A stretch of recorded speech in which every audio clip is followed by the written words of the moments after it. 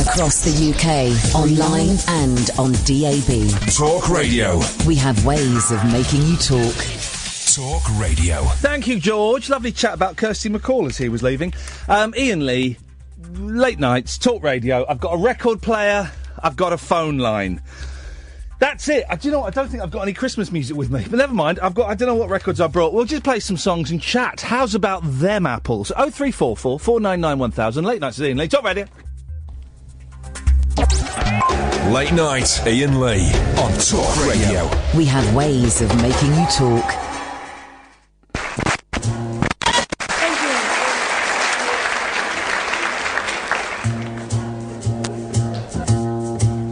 Imagine me and you, I do.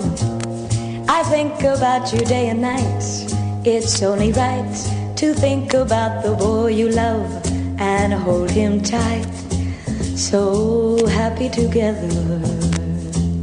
If I should call you up, invest a dime, and you say you belong to me and ease my mind, imagine how the world would be so very fine. So happy together. I can't see me loving nobody but you for all my life. When you're with me, baby, the skies will be blue for all my life. Me and you and me, no matter how they toss the dice, it has to be. The only one for me is you and you for me. So happy together.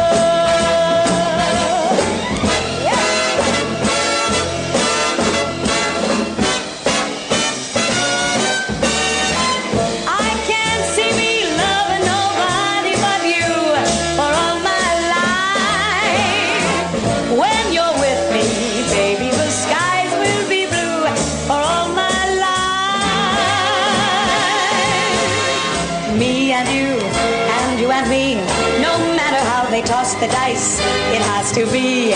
The only one for me is you and you for me. So happy together.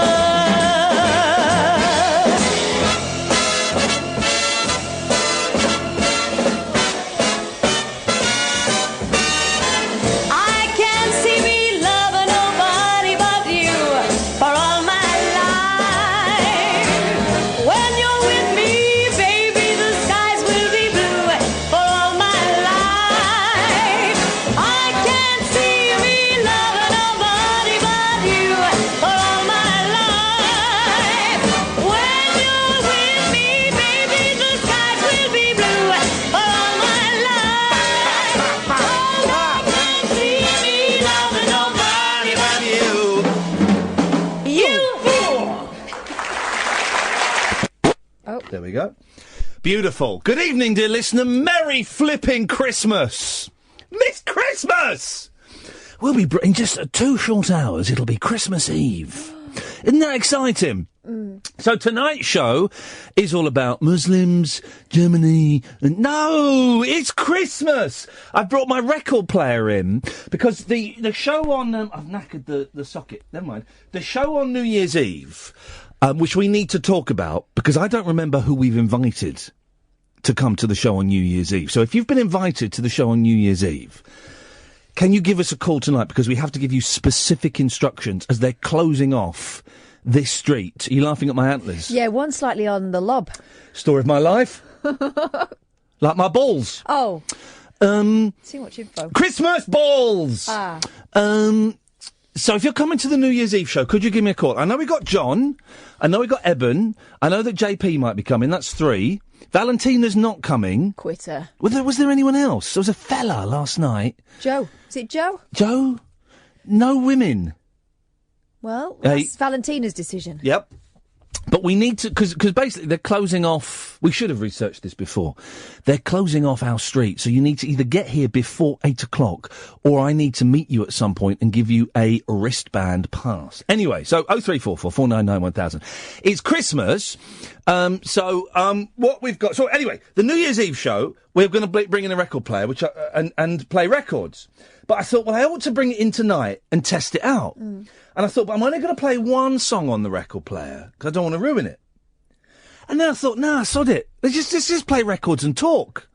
So I've got a big bag full of records, but I don't know... Why didn't you tell me? I could have brought mine. Yeah, I know exactly. That's why I didn't tell you. Oh, rude. So, But I've not opened this bag of records. My antlers are falling off. Since we got the sack from the last place. So it's whatever I had in my record bag a year, 13 months ago. 13 months and 10 days ago is what's in this thing. So I don't know. So it's like opening a time capsule. 0344 499 1000. It's Christmas. Do you know what I mean? So what we're, let's. George has done all the heavy stuff, and he's done it brilliantly. And he had Roland Gift in from Fire Young Cannibals. I know. I found Roland Gift sitting in the kitchen, surrounded by plates. It's a real tip at the moment. It's like student digs. Yeah. It's like that, but worse. So we had Roland Gift was in here, Roachford are in the other place, and we're playing records. And you can watch us in various places. Is this right, Ed? So my Periscope is up and running. That's correct. And we're on, where are we? Are we broadcasting on Facebook? On Facebook, on the Talk Radio listeners page. On the Talk Radio listeners page. Sorry, could you guys translate that for me? For the listeners. Unbelievable. By the way, we are off our face tonight. On sausage. We've had so much meat, high quality meat from Keith. I never know what his company name is. Barbecue. The Barbecue. You say it, Ed. The Barbecue. But say barbecue. Barbecue. There we go. He's saying the same thing. The barbecue. It's Christmas. We can racially bully you. It's exactly. This is the only time of the year you can do it. It's a tradition in this country to be a massive racist bully. He's half. You're half, aren't you? I'm half, so you can only half be racist to me. What is the other half? British. Oh. Yeah, what kind of British? Welsh, no? Welsh, I think, yeah. Born in Swansea, grew up in Bristol. Hey, mate. So, yeah, Welsh, I guess. Mate, it gets worse and worse. All right, three-quarters bullying, then. Coming up in the next 15 minutes, we'll have some common people dropping the C-bomb. But before that... God. No, we apologise. We apologise, and everything is groovy, man. So what we've got a record player, we've got a phone line. Everyone's going, are you doing straight to air tonight? No, straight to air's been canned, mate.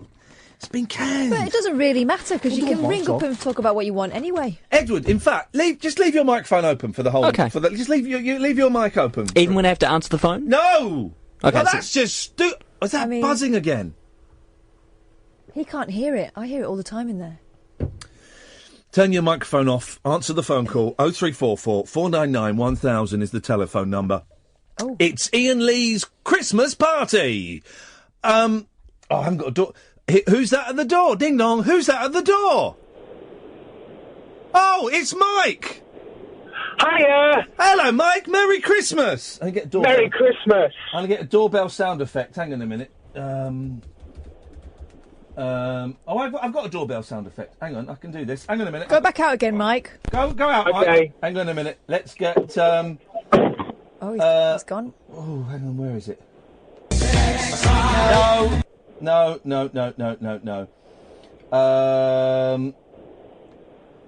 Oh, where is it gone? Oh, hang on. Hang on. Baby, Fanny. Oh, here we go. Doorbells. Oh, there's someone at the door. Hey, it's only Mike. Hi, was I meant to wait for a bell? I did the bell. Doorbells. It didn't come through. Listen. Doorbells. Oh, I've cleverly right. I've cleverly trained my doorbell to sound like a bloke called Sadiq saying doorbells. Doorbells. Doorbells. Doorbells. Doorbells. Doorbells. Doorbells. Doorbells. And Stetson when you're leaving. Stetson. So, good evening, Mike. Merry Christmas. Thanks for coming to Iain and Kath's Christmas Knees Up. Hi. Can I interest you in some eggnog? I have no idea what eggnog is. No, has it got alcohol in it? Yes, it has. It has when I make it. Isn't eggnog? Oh no, eggnog. I'm thinking of Advocar. I used to love. That's got Advocar in it, hasn't it? Eggnog. I used to. Well, yeah, eggnog. So it's Advocar, lemonade, and vodka, isn't that it? sounds disgusting. No, That sounds like a curdle. Advocar. I used to, when I was like a baby drunk, I used to love Advocar because it's just like a boozy milkshake. Now, of course, you can get boozy milkshakes. Do you want a Baileys instead? That's more us, isn't it? can I have a mint or a toffee Baileys? Kath? Go on, then. I'll stick some polos in it. Can you do me a favour? Yes. Can you just pull your dress up a bit? You're showing a bit too much boob. What are you talking about? Just come on. You're old enough to be his grandmother. It's Christmas. You're old enough to be That's his quite aunt. a compliment to me. Merry Christmas, Michael! I wanted to, in a positive way, I wanted to, because it's a positive show, talk about the positive things the show's done for me since it came into creation. Okay, mate, that sounds a little bit evangelical, but go on. Yeah, it's made me have a new religion called the Iain. No, it hasn't. That's right. The first were many things. A general sense of enjoyment on the evenings. Yes. B, Pleasure. I got to speak to Tony Robinson. Yeah, yeah, of course. And because of you talking to him on Performance Ring, we had him on the show for an hour. And because of that, he did me as a Follow Friday the other week. I didn't think anyone did Follow Fridays. And because of you, he's been direct messaging me. Yeah, I know. I've got you 3 guests. Well, I have, and I'll tell you who they are. Please do, Michael. Please do. Right, it was me that found, what you call him, Kung Fu Eric. Kung Fu Eric, yes. What was he called? I don't know. Kung Fu Eric, no, that'll do. Right, and you know Hassan? Yeah. Right, I work with Hassan. Yeah. And it was me. Hang on. It got, Hassan the poet, yeah? Yes. Yeah. Who performed at Performance Ring, yeah? Yeah. And you told him... Hang on a minute, Michael, this is important. You told him he should do it, yeah? Yeah. So he wasn't listening to the show? No. Whoa! Infiltrator! Right, okay. Well then, dear listener, you remember we had that talented young poet on, Hassan, and if you saw him at Performance Ring, great. If you saw him on the video of Performance Ring, great. And if you heard him on the show, well, can you just forget all about him? He doesn't I'm exist. following him on Twitter. He's dead. He's dead to me. He wasn't. They're supposed to be listeners to the show, not mates of listeners to the show. That's outrageous. Well, I wasn't at all embittered that I got someone to listen to the show and then they got invited into the studio as a guest. That didn't make me bitter, not a single bit. Well, he's dead. He's dead to us now, Mike. Hassan doesn't exist anymore. He's had his moment in the sun. It's over. And I'm gonna troll him online, and I'm gonna report him to the police. In 5 years' time, that guy he'll be the new Ant and Dec. He's so good. It only takes one of him. Well, he can be Ant and Dec. As far as I'm concerned, Michael, he is dead to me. Oh, I'm just sending him a tweet now. Tell him he's dead to me. Hassan, we know. We know, Hassan. We know. You're dead. Michael! Iain. Have a lovely Christmas!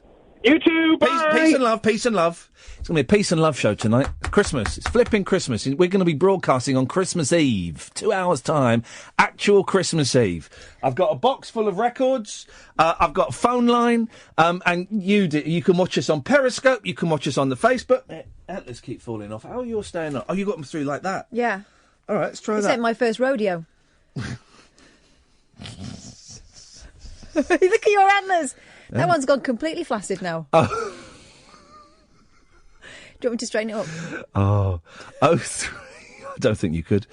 0344 499 1000. It's all blokes on the switchboard as well. It's DJ Ötzi and John and Scott. And while I respect those calls, and we just had Mike, let's get some ladies. Get some ladies. Or women. Or birds. Or chicks. Otherwise, it's just a sausage party for the Christmas knees up. He's supposed to be a Christian. Is that how Jesus speaks? What would Jesus do? Talk about sausage parties? I don't think so. Go to a break. Late night Iain Lee.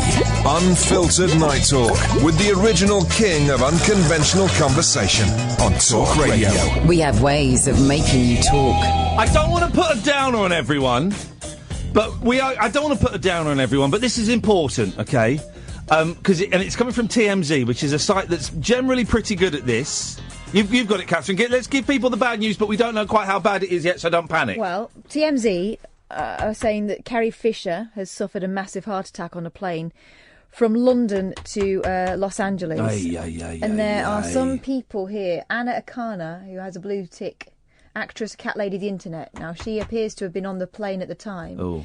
And she says, don't know how else to process this, but Carrie Fisher stopped breathing on the flight home. Hope she's going to be okay. Okay. So many thanks to the United flight crew who jumped into action and the awesome doctor and nurse passengers who helped. Okay, well, luckily, fingers crossed. But maybe, a massive heart attack, people can come out the other side of that with relative, so let's keep our fingers crossed. Of course, had it been Delta, then she would have been turfed off the plane for being a Jedi. So, let's keep our fingers crossed, guys. Not on our watch. Not on our watch. I like Carrie Fisher. Yeah, I like Carrie Fisher a lot. Not on our watch, guys. We're going to do positive energy being directed towards Ms. Fisher, because she's lived a life. She has. She has lived a life. Did you see her on Graham Norton with that dog? She's got this dog that's got a tongue that's permanently looking out. Oh, it's hilarious. You've got to look it up. She's great, and she tells it like it is. She's very funny on Twitter as well. So everyone, just tell you what we're going to do. 20 seconds, right? Who knows if this stuff works? We don't know if this stuff works. 20 seconds of just sending all the positive energy you can to Carrie Fisher, all right? Just 20 seconds, go. Keep going, keep sending it. I'm being serious as well, do it. Another 10 seconds.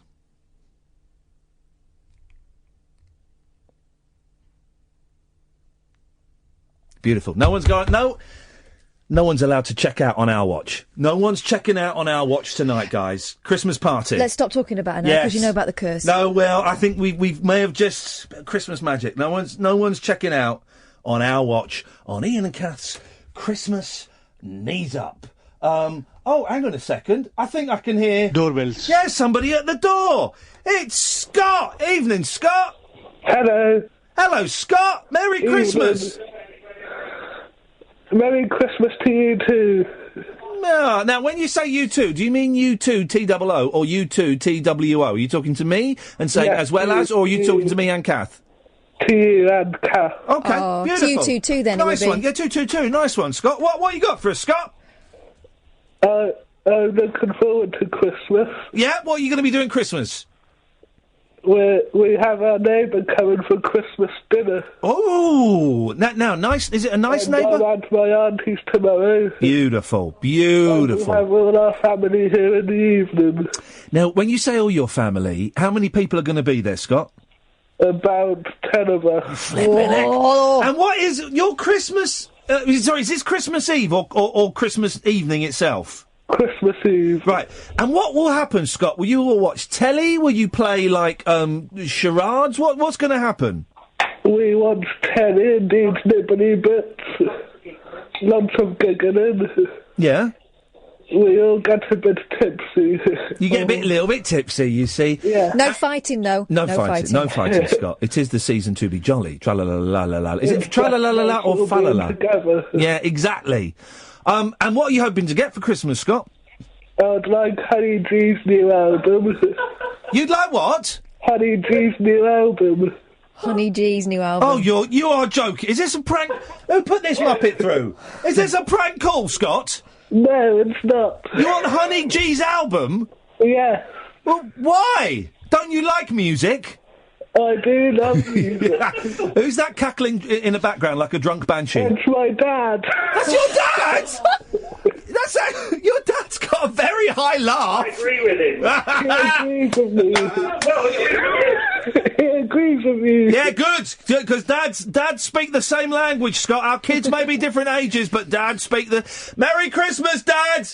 Get your son... buy your son the Beatles or something. Don't buy him that rubbish, for crying out loud. Proper rap should get you some Betty Boop. Well, Scott, listen, mate. I like Gino De Campo tickets and Sam Bailey tickets. Gino De Campo tickets? Yeah. What, the cook who knits Paul Young's guitars? And I'm doing a catering course at college. Oh, a bit of painting would be nice. What kind of stuff are you painting? No, catering course. Oh, these are painting. I was going to say, ask if he's painting any nudes, because that's very popular at the moment. Okay, so he's not doing painting, Are you catering for any nudes? Yeah. Yes, for any nudes? I've made a lovely log today. I'm hoping you're talking about catering. Yeah. Because I normally do that Christmas afternoon. Terrible. Your logs are difficult because you can, like, I've made one of my them logs. before. You don't know anything about my logs. And did it work, Scott, or did it all break up? Because she's right. Yes, it looks lovely. Beautiful, beautiful. Well, Scott, a Merry Christmas to you and your dad. I hope you. Yeah. I hope for Christmas. And to Mum. No, I'm not wishing her a Merry Christmas, Scott. I've got beef with your mum. Scott, I hope for Christmas that you get a decent taste in music. Yes. Merry Christmas to you and yours, Scott. Thanks for calling, mate. Bye-bye. Bye to Mum and Dad. There we go. Beautiful. Did you manage to steer that to newts? Newts? Didn't say anything about newts. It's going to be one of those shows, guys. It is. It's all blokes phoning in. If you will, talk about Yule logs. Oh, I saw. You know when you drive on the motorway, and the roundabouts just before motorways. Yes. It will be signs that are tied to lampposts saying, "Old School 95 reunion, house reunion party." Fats and Smalls. Yeah. Well, I saw a dance act called Jack and Danny. You know what Jack and Danny is rhyming slang for? For a lady's garden. Yeah. It says featuring, DJ Spoonie, Fats and Smalls, and Jack and Danny. Oh, flipping. Honestly, if anyone can give us any information about Jack and Danny, 03444 The act. The act, not the thing. Oh, this is actually going to be the best show we've ever done, and it's all blokes calling in. Let's go. Let's. Why not? Hey,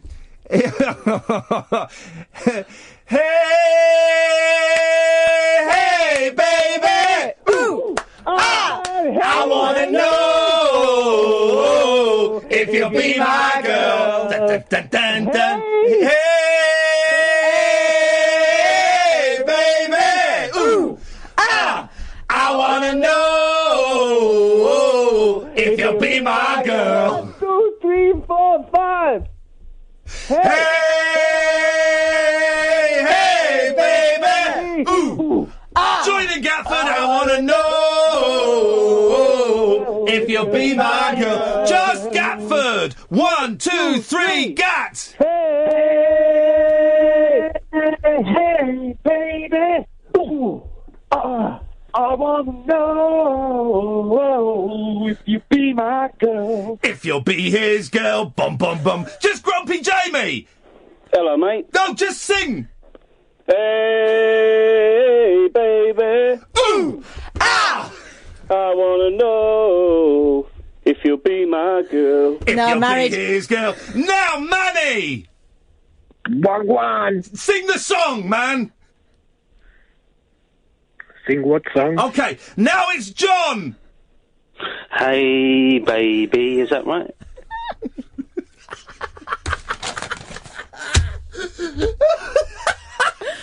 These are all grown-ups.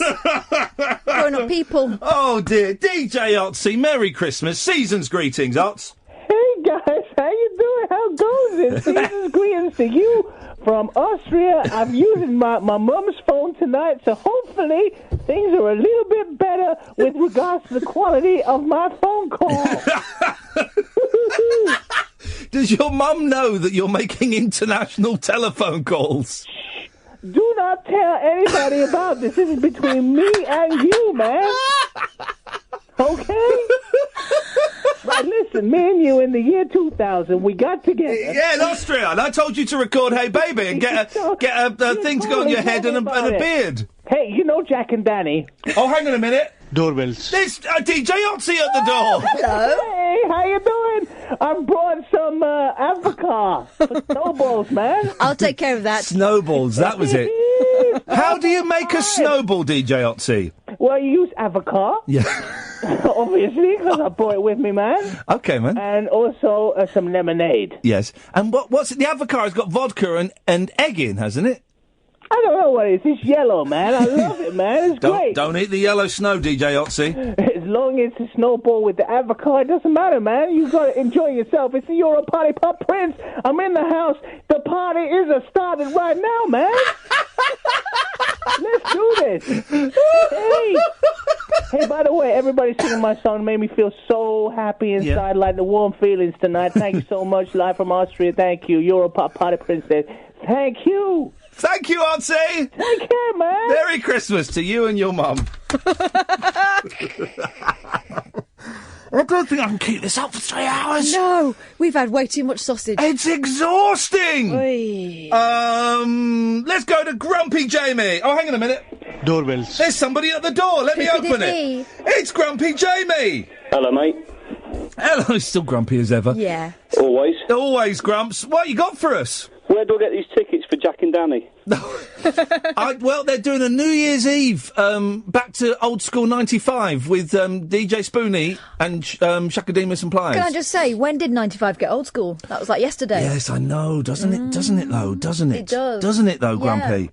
Yeah, it certainly does, mate. I need a pair of tickets for that, though, definitely. Well, if you go to any motorway, if you look at the roundabout before any motorway, the flyers will be posted up on the traffic lights there. Can you imagine? You get pulled over by police. What you doing, loitering around here? Oh, I'm looking for Jack and Danny.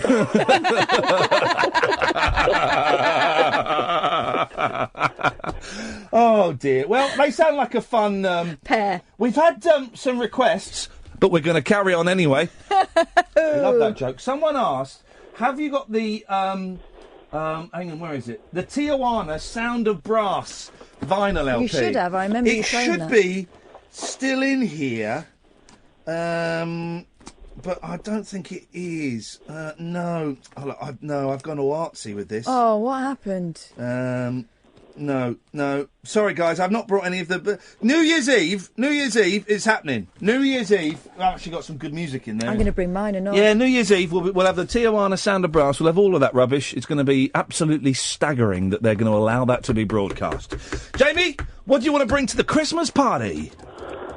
I just wanted to see how you're getting on, pal, and listen to the show, because obviously I have work commitments and you start so late for us. What the hell? It's the first time I get to listen to this tonight, and there's quality, mate, isn't it? Do you mean you haven't listened? We've been here since March. Mate, I start work at 4 a.m. every day. I don't get a chance to listen to it. You get a podcast? I do listen to it on that, but it's not the same, is it? You don't get the banter from all the people. You don't get the classic banter. You don't, mate. From all the people. So, yeah. Well, I'm glad you're... It's normally much, much better than this. Really? Well, no, not really. It's all a bit rubbish, really. Nah, mate, it's so it should be. Yeah. Bit like the rabbit hole was, just off the cuff. Off the cuff, seeing what happens and seeing how it goes. Well, Grumpy, what are you doing for Christmas, Grumps? Anniversary tomorrow, mate. First year married tomorrow. Oh, so. yeah. Oh. I remember he was getting married. Yes, he was, wasn't he? So that worked out, did it? Cheers, Kath. Yeah, it's been... I want that fiver back. Yeah, you can have it back. Well, congratulations. Anyway, mate, if you get any spare tickets for, New Year's Eve, just let us know, mate, and we'll come along. Okay, thank you. All right, dude. Ta-ta. Tutty bye. We need the people who are coming on New Year's Eve to call up, because we don't remember who they are, and we have to give them strict instructions. Is your microphone open? Yep. Was it open? Well, I don't want their buzz to be there for you. I don't care about the buzz. Okay, It adds that Tonight noise. it's all about the buzz. Hey, mate. Bring on the buzz. Exactly. You keep that. Okay. But shut it now, because you're annoying me. I'm joking. If you're coming, with Gatford and John and Manny, we will come to you in a bit. 0344 499 1000. Could do with some ladies. But if you're coming on New Year's Eve, can you give us a call? 'Cause genuinely, we've muffed it up again. And this street will be closed from 8 o'clock, so you need to either get here before 8 o'clock, or I need to meet you at some point. I'm going to spend New Year's Eve standing on a street corner in London, aren't I? Yeah. Again? Yeah, yep. 0344 499 1000. Late Nights with Iain Lee. It's Iain and Kath's and Ed's Christmas Knees Up! Late Night Iain Lee on Talk Radio. We have ways of making you talk. For I have got another girl, making me say that I've got nobody but you. But as from today, well, I've got somebody that's new. I ain't no fool and I don't take what I don't want, for I have got another girl. She's sweeter than all the girls, and I met quite a few. nobody in all the world can do what you can do. And so I'm telling you, this time you better stop, for I have got another girl who will love me till the end. Through thick and thin, she will always be my friend. I don't want to say that I've been unhappy with you, but as from today, well, I've seen somebody that's new. I ain't no fool and I don't take what I don't want, for I have got another girl who will love me till the end.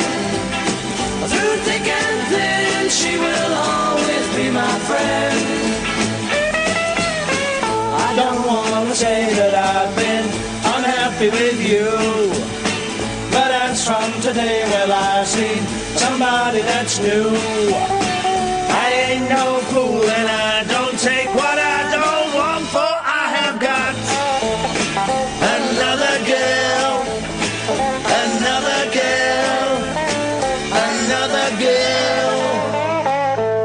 But now listen, you can hear pre-echo. You'll hear the next song, listen. You're gonna lose that. Right, you couldn't hear it there, but before that one, you could hear? I could hear a little bit. What the song was going to be. Listen, hang on. I need you. Here we go. So listen, you're going to hear the next song.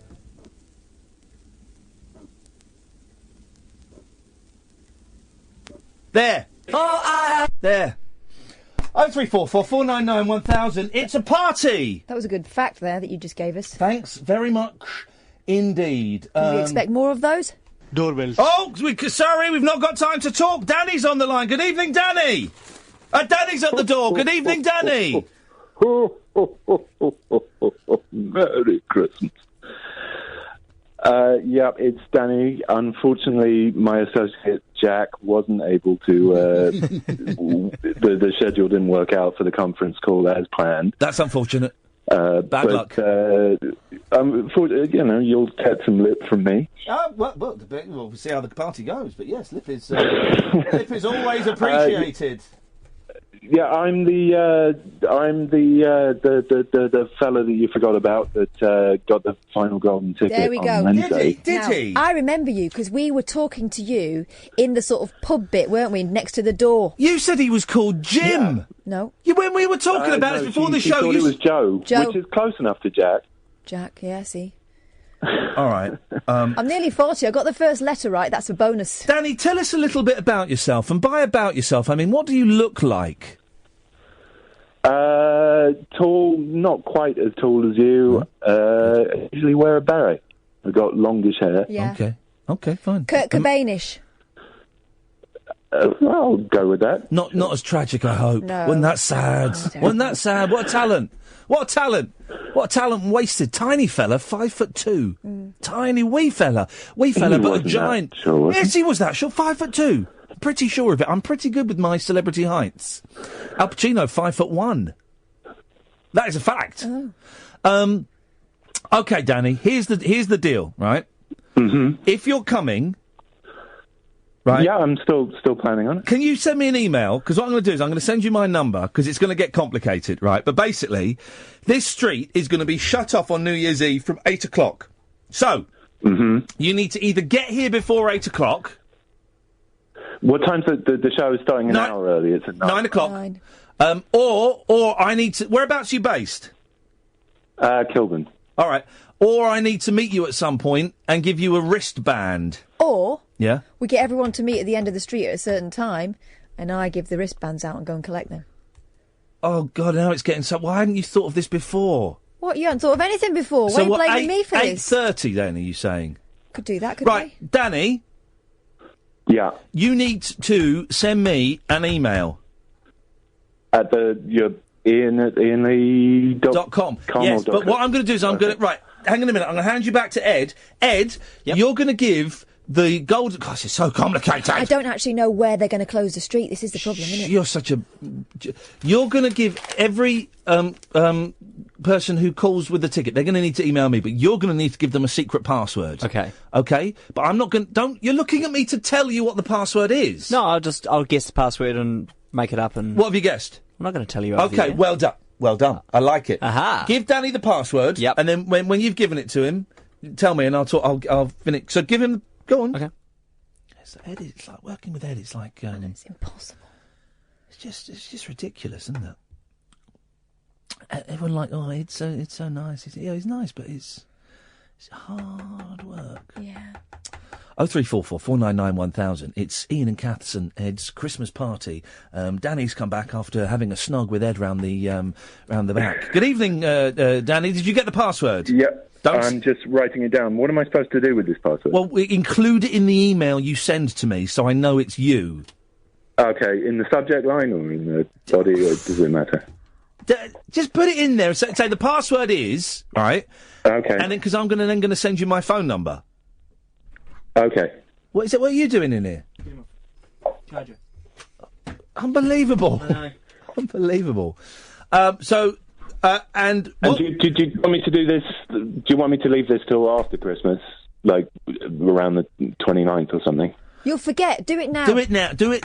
Okay. Do it now. Do it now. Do it now. Before we all slide into a drunken fug. We'll all sort it out. You'll have my phone number, Danny, on the night, okay? So, Ed, can you give that same password to John? Because I know John is coming as well. So we'll sort it out. What could possibly go wrong? Well, could be a it's disaster. been a hell of a year. Well, go out on a bang. Yeah. I wish I drank, because right now I'd have a nice long cold beer. But never mind. Anyway, all right. Speaking of which, I understand. I imagine you probably don't want people boozing it up on the night. Well, this is the thing, right? I don't want people getting drunk, okay? Because I've been on the radio with drunk people, and it's obnoxious. If you want to bring a couple of beers, because it's New Year's Eve, and I don't want to say you can't drink anything, a couple of beers and stuff, but also, if at any point me and Kath feel uncomfortable and we ask someone to leave, they go. You know what I mean? There's none, because I've also had enough to start. But yeah, if you want to bring a couple of beers or you know, share a bottle of wine or something, then of course you can do that. That'll be fine, but I don't want anyone getting steaming. And certainly no Class A's, for goodness sakes, guys. I don't want people nipping off to the loos every 20 minutes. Not that kind of show, is it? Not that kind of show, Danny! Danny, have a lovely Christmas, mate, and I'll see you next week. Okie dokie. Tatty bye, tatty bye. It's going to be a disaster, Catherine. Sure is. Doorbell. Oh, hang on a minute. Hey, it's John! Hey, how you doing, man? You've been playing the Help soundtrack this evening. Why don't you get like Eleanor Bron on? Well, you know, John, that Help was my idea. You know, I said we should do a movie, a slightly racist movie called. Well, John, you wanted to call it 8 Arms to Hold You, and I said no, I think Help's a much better title. John, why don't you write a song called Help? Was my idea, you know. I know, but you know what I was going to do. I'm just sort of sitting here. I don't know what I'm doing. You know. Oh, it's John Peel, not John Lennon. Sorry, that's who Are it you was. two doing voices? Hey! Oh, not voices. On the radio. Yes, you. We might. Yeah, I might look into getting Eleanor Bron on. Well, she was in Help. She was in Alfie. She was in Bedazzled, and of course she was in Street Dance 3. Yep. I've heard John do John Peel. He's quite good. Do John Peel. On tonight's programme, sessions from loads of people, and to start the programme, the fall as usual. Good, isn't he? On tonight's programme. No. And do it again. I'll copy it. Do it again. That was. Well, I won't say who that sounded like. Jimmy Savile. So, okay, here we go. You ready? Yeah. On tonight's programme. On tonight's programme. No, I'm doing Brian Walden. I'm Brian Walden. Hello, good afternoon. My name is Brian Walden. On today's programme, we've got John Peel from Radio 1. John, tell us about your radio show. Good evening. It's very nice to be here on Walden's World. And to start the programme, Brian, let's have a song from you. Well, I will not be doing any of the singing this evening, John, as we have discussed this. My name is Brian Walden, and I will not be doing any singing. I want to know about some of the ridiculous bands that you have on your show. That went a bit steptoe. Hey! Listen, we're having a little bit... We're doing our party piece. It's mine and John's party piece, our famous Walden Peel double act. Walden and Peel. They were like little and large. Walden and Peel. Walden and Peel. How do you feel? Here they come. The road. How do you feel? It's Walden and Peel. Right, let me take that advocar. Yay. Oh. It's absolutely marvellous, John. We'll be seeing you on New Year's Eve. So, what is it? I have to go to the end of the street that's been shut down. And whistle. The thing is, where is it being shut off from? You don't know, do you, Catherine? Yet again, another balls up. It's your Why am I getting the blame? It's your third one, because you're the producer. It's your third balls up this week. Wow. The other two were potentially sackable offences. So much. So I go to the end of the road and then sort of stand on one leg and shout. Is John, that right? do you you've got my telephone number, haven't you? Yes, it's 01. Whoa! Where did that come from? I'm only joking, man. Only joking. Where did that come from? My number is 01. Now everybody knows it. Oh, sorry. It doesn't matter. I enjoy getting calls from randoms. I did a brilliant thing. How arrogant. We did. How typical. You remember? Brian Wilson from the Beach Boys phoned me up at home once, right? Yes. He did this. Brian Walden from the Beach Boys. Brian let's go surfing now. Brian. I'm a genius too, Dad. Brian Wilson from the Beach Boys did this thing after Hurricane Katrina. He said, if you donate $100 to the Hurricane Katrina Fund, I will phone you up at home. And I thought, well, this is ridiculous. This will never happen. So I donated $100. It's only 67 quid. It was a great cause.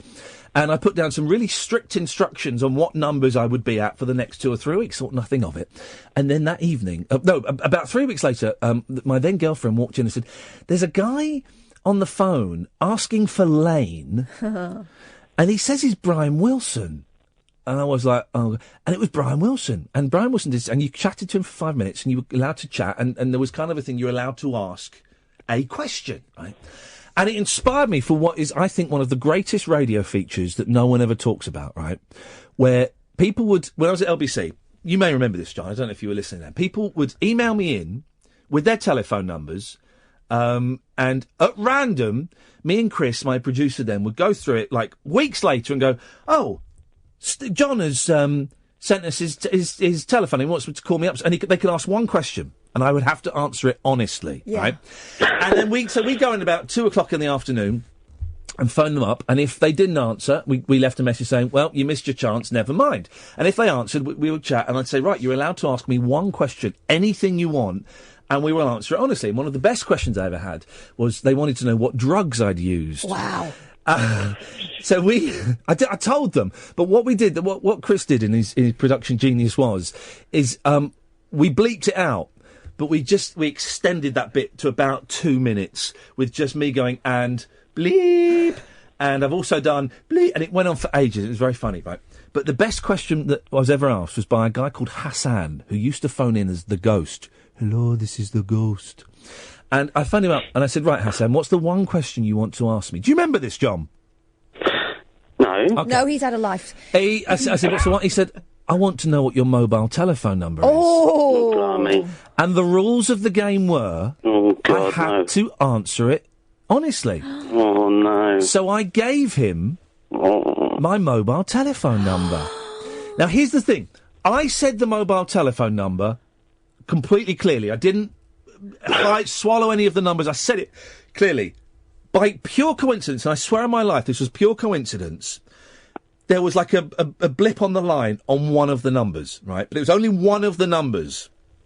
So he was happy with that, and he went away. Then he came back on the show that night and said, Ian, I didn't get one of the numbers. And I said, well, that's tough.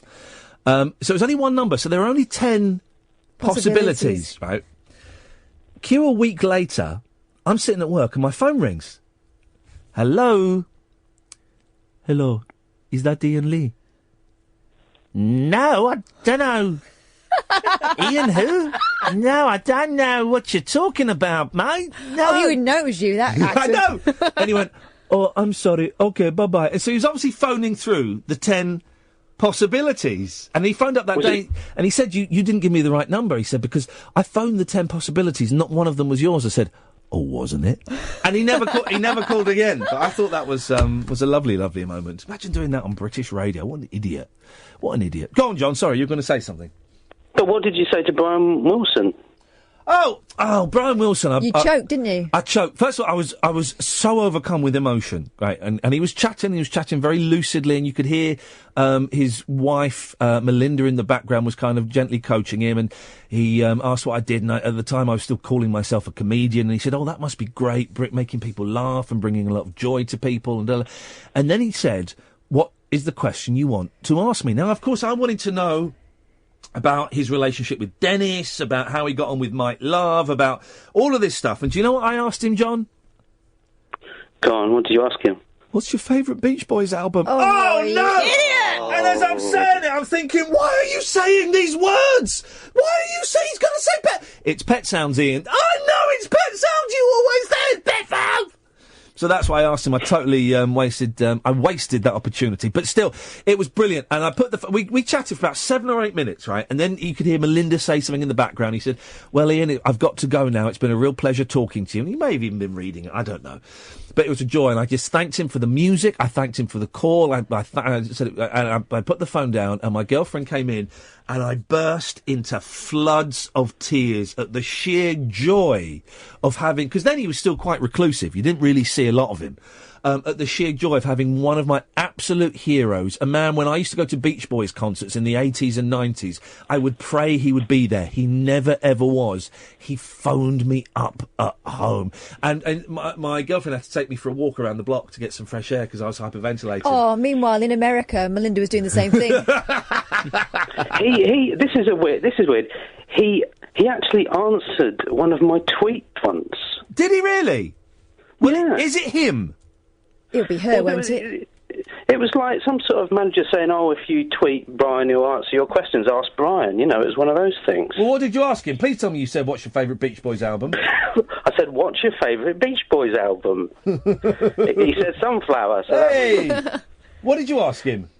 I asked him, like, well, you know, what was his main influence, I suppose, and he said the Four Freshmen. There we go. You see, there we go. But it was amazing to me that he even bothered to reply, and it was nice that he phoned you up. So what a nice man. My name is Brian Walden. Lovely man, lovely people. Let's go surfing now. Everybody's learning how. Come on and safari with me, Brian Walden, on Sunday afternoons. John, if he'd been in the Beach Boys, I don't think I'd have liked them as much. I think I'd have loved to be for more. John, thank you very much indeed. 0344 499 1000.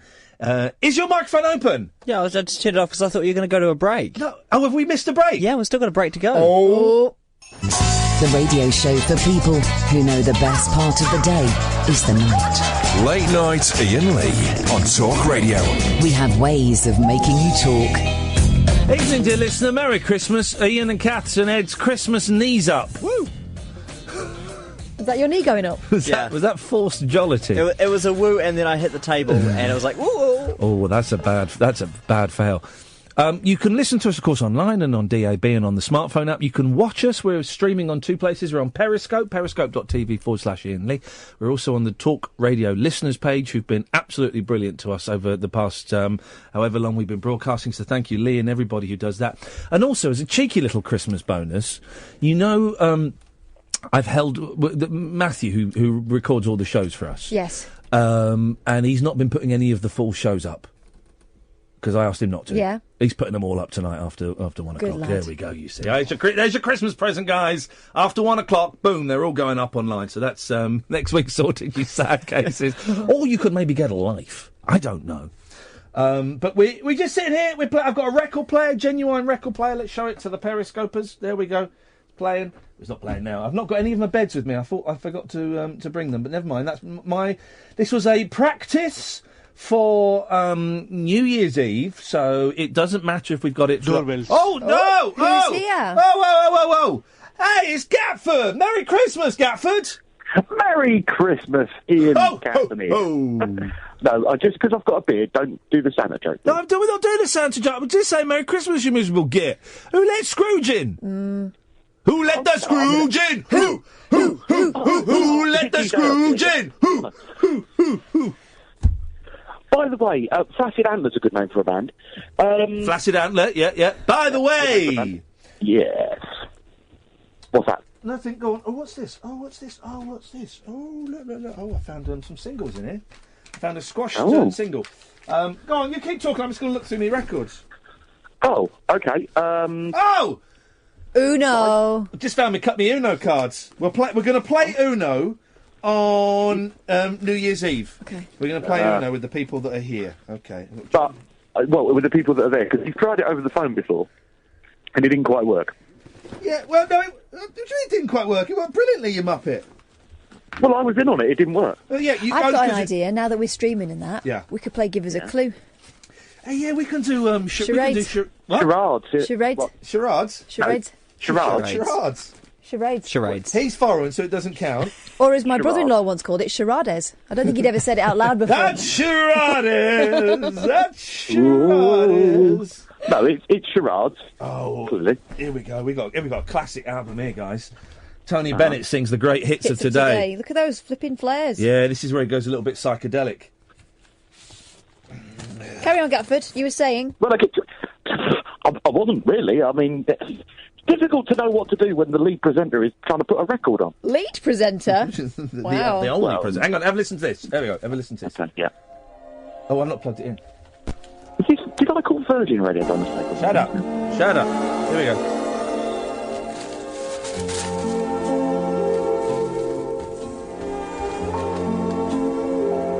Is it by the Sugar Babes? There will be another... That's the wrong one. Oh, I was just getting into that groove. Yeah. This is what I wanted to play. Hang on a minute. Fancy a dance, Kath? Shut up. Here we go. Listen. 2, 3, 4. Look at all the lonely people. Wow. Look at all the lonely people. Look at that. Oh, no, look at that again. What do you want, Gatford? Come on, because we're running out of... He's doing his best Tarzan impression there, wasn't he? I always find we always talk over each other when you call. What is that with you? Will you get to the point? Please. Okay. I'm ringing to wish you all a Merry Christmas, and your New Year's Eve show should be an outside broadcast, really, by the sound of it. Okay. Well, if that, I've cut him off. His contribution, is it? His contribution is sarcasm and gerrymandering. Well, I will not be having any... out. Get out, Gatford. Don't come back. I'll have no gerrymandered round here. No! Not on Christmas. Manny, speaking of gerrymandering, stay there. And Kedeng, no ladies for the first hour. That's because they're all doing their makeup. What? What? That's not sexist. How is that sexist? It's not sexist. So far, we've got John, Eben, Danny and JP are coming. That'll do, won't it? Wasn't there not a lady? There was Valentina, but wasn't there not a lady? That's a weird mix of people. If you are that lady, whoever this slipper fits, will go to the rubbishest ball in the world. The rubbishest ball in... None of them will turn up. They're all Say rubbish, because you said rubbish earlier on. It was hilarious. Rubbish. What was I... I was angry about something. No, you were saying a film was rubbish. Oh, and I'll tell you what that film was in a bit. Across the UK, online and on DAB. Talk Radio. We'll get you talking. Talk Radio. We're only having a bloody Christmas party on the air. Iain and Kath's and Ed's Christmas knees up. You're all invited. 03... Not to the building. That would be... No, that's not happening. 0344 499 1000. Merry Christmas! Late night, Iain Lee on Talk Radio. We have ways of making you talk.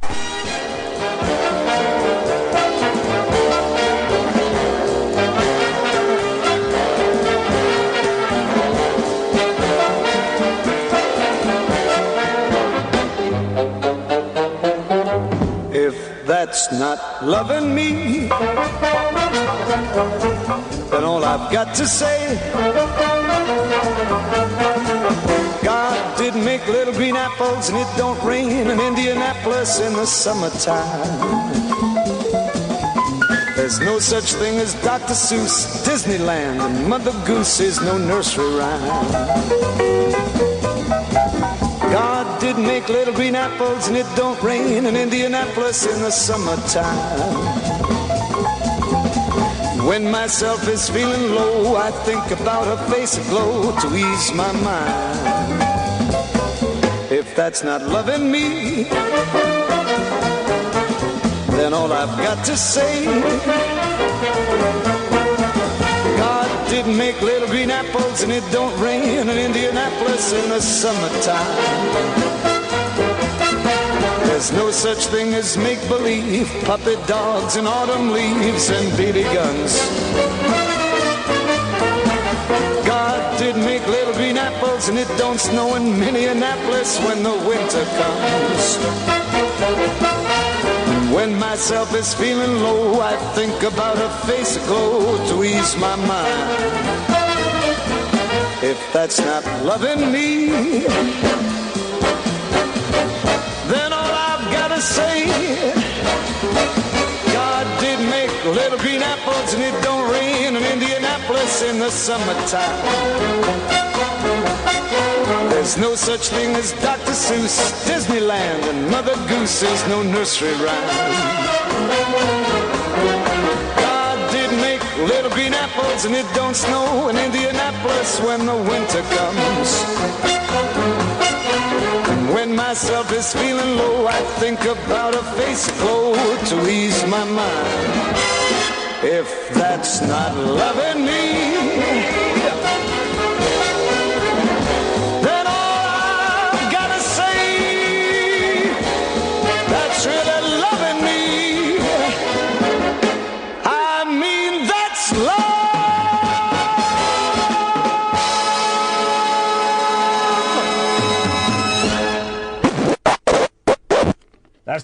Sorry, that's a little bit messy at the end there. But apart from that, that was good, wasn't it? That was good. 0344 499 1000 is the telephone number. If you hang on a second, what was that on? Doorbell. Hey, there's somebody at the door. It's Manny. Merry Christmas, Ian. Everybody, sorry, Manny, hang on a second. Hang on a second, Manny. Yep. Everybody, you don't need to hide. Manny's blind. He can't see. We can just tell him we were hiding. Sorry, Manny. They've taken to hiding every time someone knocks at the door, and I just... Never mind. Save their energy for you. You're right, man. Yeah, man, I do. Yeah, I'm good. I'm having the time of my life. We're having a Christmas party. Woo! Merry Christmas to you. Merry Christmas, man. Kath. And Merry Christmas to Radio Land, all your listeners. I don't want to be vulgar, Manny, but Kath's gone off for a dump. Oh, God. So, actually... That's not a very good, is it, Mike? Not a very good way to do it, buddy, num-nums. I got bloody 12 hours. I can drink tomorrow, much as I like, for 2 bloody days. Well, hang on a minute. Well, yeah, man. Far be it from me to tell... Well, if you want to drink, then you drink. Go. My missus says I can drink as much as I like for 2 bloody days. Well, are you sure that's wise when you may have an alcohol problem?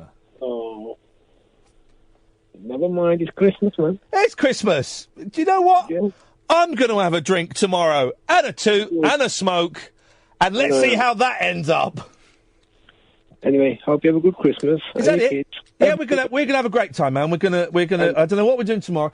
I tell you what we watched today, right? Everybody has a good year. I tell you what we watched today, right? I only watched Jurassic Park for the first time about a month ago. I'd never seen Jurassic Park, right? Because I'd always... And I remember 20 years ago when it came out, having a conversation with my friend Richard. We don't speak to each other now. We fell out. But 20 years ago, we saw the trailer for Jurassic Park. I didn't see the film. And we said to each other, wow, this looks amazing. But I wonder if in 20 years' time, the special effects will look as amazing as they do when first it was released. And I can answer that now. No, they don't. They don't. They don't. Look, they don't. But I didn't. We watched Jurassic Park, but we didn't watch all of it. I certainly didn't see the ending. I don't know what happened at the end. But my boys have been playing Jurassic World, Lego Jurassic World on the Xbox, right? And they said, "Oh, can we watch the film Jurassic World?" I went, "Yeah, do you know what? All right." So we watched Jurassic World today. Okay. It's brilliant. Have you seen it, Ed? Yeah. The best program is Beethoven. Sorry?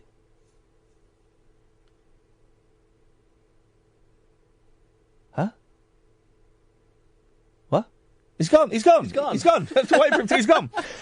It's good, Jurassic World, isn't it? It's so good. It's so much more exciting than Jurassic Park, which I thought was a little bit lame. Jurassic Park was good for its day. Was it? Okay. Good for its day. I can believe that. I remember having a big argument with Mackenzie Crook about Jurassic Park, and I said, why would I want to watch that rubbish? Because he loved it. I said, why would I want to watch that rubbish? Spaceships are much better. And I still stand by spaceships are better than dinosaurs. Of course, Star Wars trumps Jurassic Park all the time. But I did think the dinosaurs in Jurassic World were a little bit ropey. Oh, they were okay. There were bits when it was brilliant, like the close-up of the eyes and stuff, but sometimes you could see it was a computer done it.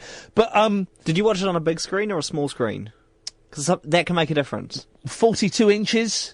Is that big or small to you? That's big compared to what I watched it on, so I missed the detail. I was just watching on the laptop. But me and the boys... But the funny thing was, they only know the film through playing the Lego Star Wars game, the Lego Jurassic World game, and they kept going, "Oh, this bit's in the game." I said, "I'm going to be honest with you, boys. If you're going to keep saying that all the way through the film, then it's going to be a bit annoying. It would probably all be in the game." But actually, I really enjoyed it. I thought it was a corker. I know I'm a bit late to the party, but I thought Jurassic World was absolutely superb. Although the guy in it's called Chris Pratt, who's also in Passengers, which is one of the worst films I've ever seen in my life. But he's hunky. He's in Guardians as well, isn't he? Guardians of the Galaxy? Yeah. Oh, is he the guy? Because I stopped Guardians of the Galaxy about 30 minutes into it. Once I realised what it was, I went, nah, I didn't like it. I enjoyed it. I loved it. I know, everyone said I'd love it because of the soundtrack. Well, I don't watch a film just because of the soundtrack, you guys. Well, you get the soundtrack for the soundtrack. I didn't enjoy it. But the Jurassic World was good. And there was that bit that really made me laugh. I thought it was a really funny bit. The two bits actually. A nice little nod when the geeky guy's wearing the Jurassic Park T-shirt, and she says, "Where'd you get that from?" He goes, "I got it from eBay, $150." She goes, "You do know people died then, don't you?" Thought that was nice. And there's a nice bit right at the end, towards the end, when the geeky guy and the geeky girl goes. So she says, "We're being evacuated," and he kind of, it's his defining moment. He says, "I'm going to stay. Someone needs to stay. I'm going to stay." And the music starts swelling, and she stood there, and he's making this speech about how he's going to stay, and it's going to be, important and stuff. And he goes towards her to give her a kiss, and she puts her hand up and goes, "Whoa, hey, I've got a boyfriend." He said, What? She goes, "Yeah, I've got a boy." "You never talk about him." "Well, this is work." I just thought that was so funny. I thought it was such a good film. Such a good film. And properly scary. Couple of moments, the boys kept saying, "I'm not scared," but then they kind of get a little bit tight grip on your arm. It's good, that Jurassic World, Kath. Have you seen it? No. Oh, it's really good. The boys got a little bit scared, but they kept saying, "I'm not scared," but then they just grab hold of your arm a little bit. And I thought it was brilliant, but it's not Spielberg. Oh, isn't it? It's not. He didn't direct it. I mean, he may have produced it, but that just means they put the money in. I don't think he didn't direct it. It's Chris Pratt, our favourite actor. Right.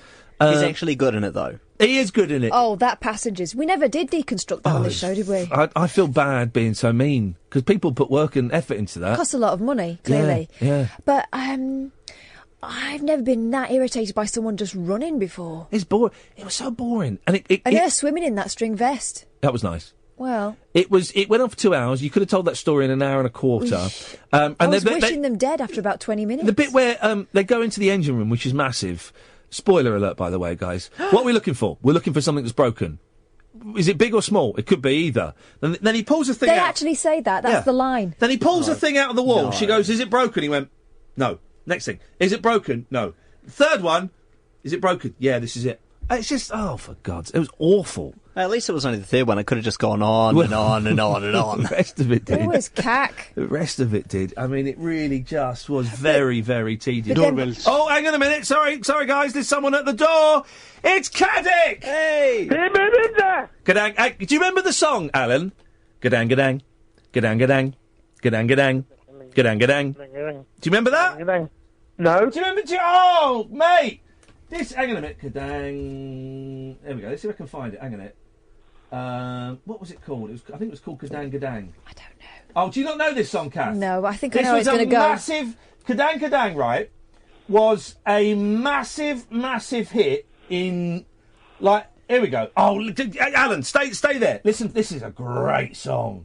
He's got an advert. This was a massive hit in, Holland or Amsterdam or something, Dutch. This is a classic. Listen to this. Here we go. It's all about a train.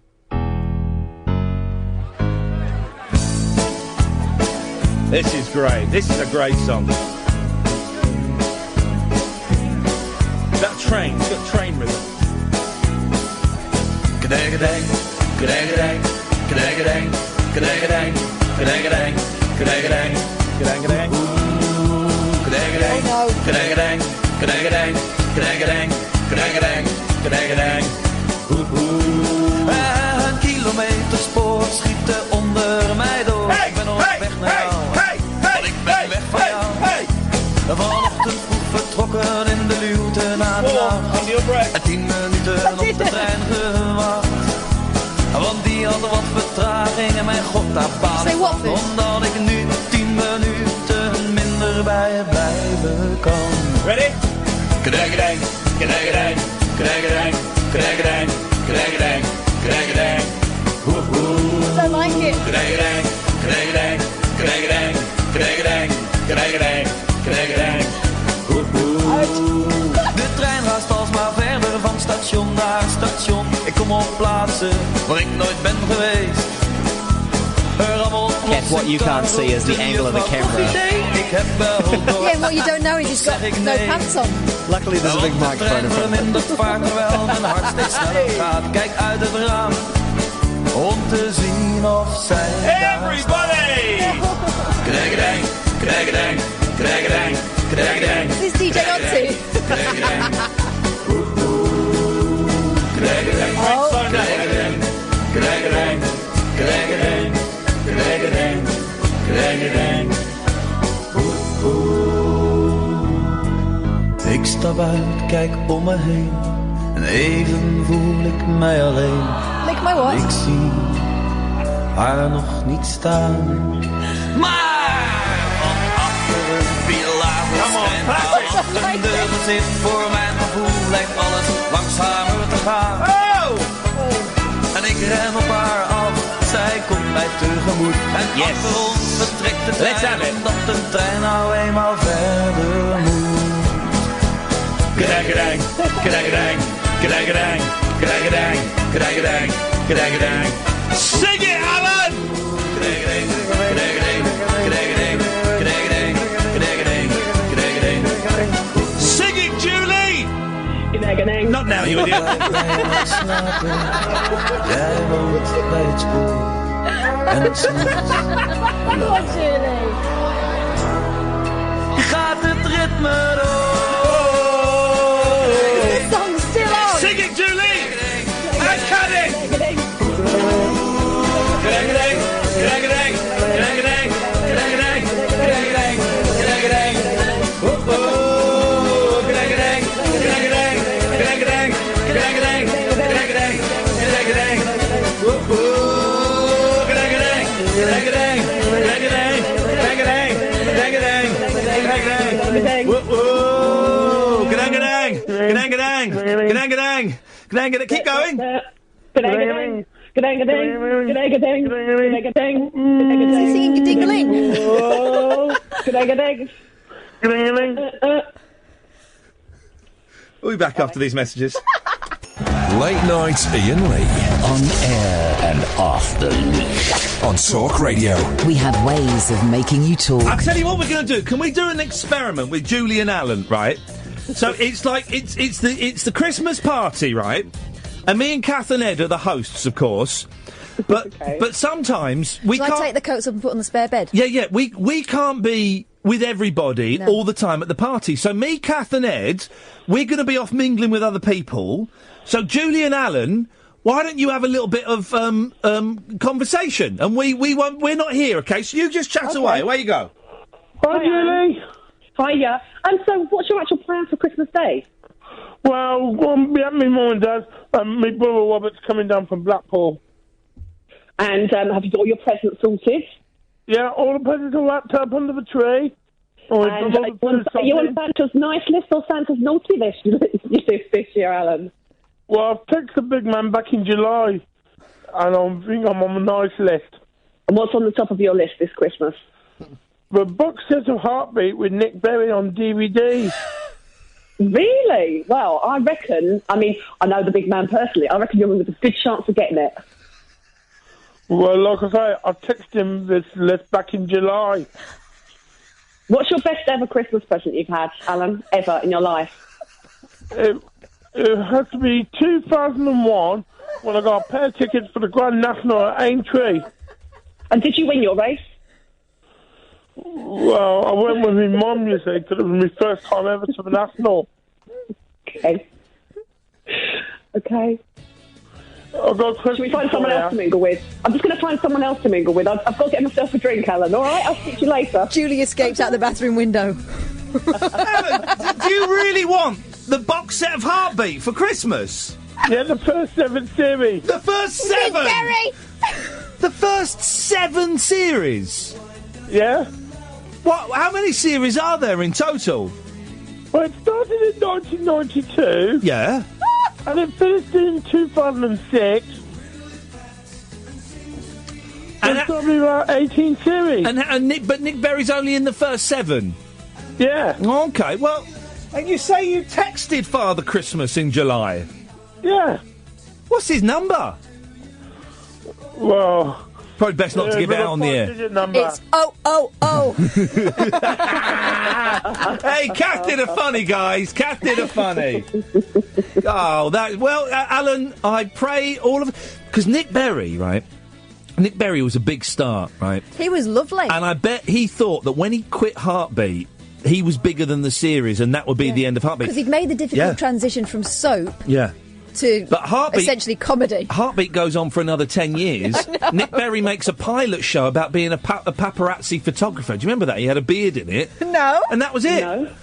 And do you remember... Every loser wins once the dream begins. In time you'll see fate holds the key. And do you remember the other Wicks brother?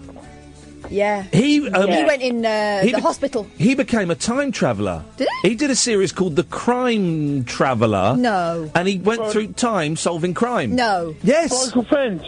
Yeah, he did, didn't he? David Wicks. I never watched it. Wasn't he a doctor in, like, Casualty or something? Probably. Hang on a minute, big finish. Fingers crossed. I'll go with a Heartbeat question for you. Yes, mate. What was the full name of Bill Maynard's character? Greengrass, Claude Greengrass. No, I said the full name. Was it, Selwyn Froggatt?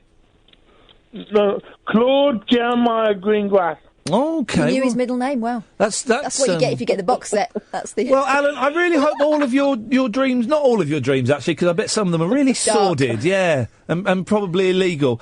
But I hope your Heartbeat, well, probably not even your Heartbeat dream, because that's probably wrong. I hope you get the DVD box set. Thank you very much, guys. I hope you have a brilliant Christmas. Have a nice Christmas, Caddick. Lots of love to your mum and your dad and your brother, and we'll speak on New Year's Eve, all right, mate? Okay, bye. Take care, bye-bye. Oh, bless him.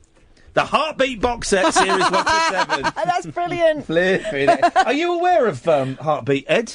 Yeah, it was on when I was a kid. I never watched it. Of course it was. Let's list... Julie, you're still there? I'm still here. Yeah. Let's list crap Sunday evening TV shows. Okay, we're playing crap... Hang on a minute. We're playing a game. This is old telly, though, isn't it? No, it's not. It's not. It's specifically crap Sunday TV poker. Ooh. Bit trickier for Ed, because he's a foreigner. So that means he'll be out quickly. I'll go first. Oh, gosh. Heartbeat. Catherine. Only in line. Julie. Songs of Praise. Ed. X Factor? Out. He's out. Out. Right. Out. Okay. The Darling Buds of May. Catherine, your turn. Oh, that's a good one. Yeah. I've got another one as well. Linked to the Oneida line. Flambards. What's that? Old telly. All right, I'll give you that. I've never heard of it. Have you heard of Flambards, Julie? Never. No, I don't know. Two of us have to have heard of it. All right. One of us has to have heard of it. All right. Go on. Sunday, you say? Sunday, it's got to be Sunday. Sunday. We'll have that Sunday with Gloria Hunniford. Well done. Yeah. Julie, your turn. Antiques Roadshow. Okay. Oh, yes. Okay. I'm going to sing it, see if you can guess it. This is the theme tune, which didn't have lyrics, but these are the lyrics. Always there. Howard's Way. Your love is always there. Dun dun dun dun dun dun dun dun dun. Georgie Girl. Then it goes into Georgie Girl in my head. But yes, Howard's Way. Howard's Way with Jan Harvey and her sideburns. Catherine, your turn. Howard's Way. Watercolour challenge. That was weekdays. You're out. Thank you. And it was, and also it wasn't crap. It was brilliant. great. It was brilliant. It's just down to me and you, Jules. The heat is on. Ooh. I'm going to win this game. Harold Lloyd on the Sunday. Harold Lloyd? No, he was on Mondays at 5:15 on BBC Two. Harold Lloyd. A pair of glasses and a smile. You could have gone. You could have, of course, said Bullseye, or that words, feels more Saturday. or Wurzel Gummidge, or Cat Weasel. You could have said any of those things, but you chose not to. You chose Harold Lloyd. Mondays, 5:15, BBC Two. We both feel like idiots, Julie. Julie, I know, right? Yeah. Was there a purpose to this phone call, Julie? Yes, I was phoning up to say Merry Christmas to you. Merry and Christmas to you and thank you for a really nice show tonight. I hadn't felt Christmassy until I started listening to your show, which is good. Is that when you started drinking? Yeah, pretty much. I hadn't felt Christmassy until we found out the record player worked. That was the first time I kicked in. I didn't feel Christmassy till I found some antlers and to put them on. Yeah, let's. But the other thing I was going to say was I've enjoyed doing the whole sing-along thing, and I was trying to think of other songs that if you start singing them, what people will join in with. So, like when you say "Hey, hey, baby," and everyone has to say "Ooh, ah." Yeah. Are there any others? And Okay, well, you start them, Julie, and we'll see. Okay, I can only think of one, and that's "I Feel Good." No. Oh, Ed. Okay. Sorry, I'm out. That's all I can think of. Okay. I know one. Go on. Everybody's doing a brand new dance now. Come on, baby, do the locomotive. There we go. Good one, Kath. Yeah. Come on, Eileen! Well, and I wouldn't want anyone to join in. Come on. There's that bit. No, but I'm not doing that bit. You did the wrong bit. I did do the wrong How about bit. this one? How about this one? Yep. And it's... Oh, silver. Do that again. Do that again. And Hang on, it's- Julie. Now we know the song. Do it again. Yeah, sorry about the tone of Go on. And it's... 0344.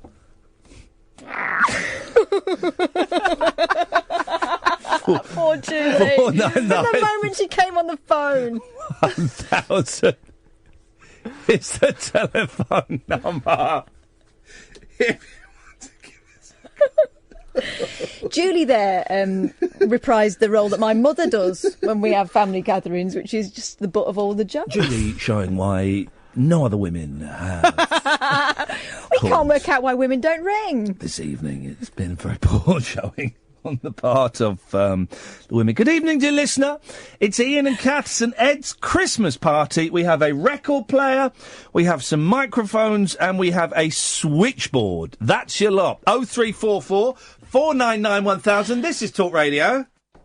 Late night, Iain Lee on Talk Radio. We have ways of making you talk. 0344 yes? Antlers back on. Oh, yeah. Sorry, do apologise. Antlers back on. It's just very hot in this studio, and I do apologise for taking them off. And you're right, the antlers should, of course, stay on. Doorbells. Oh, hang on a second.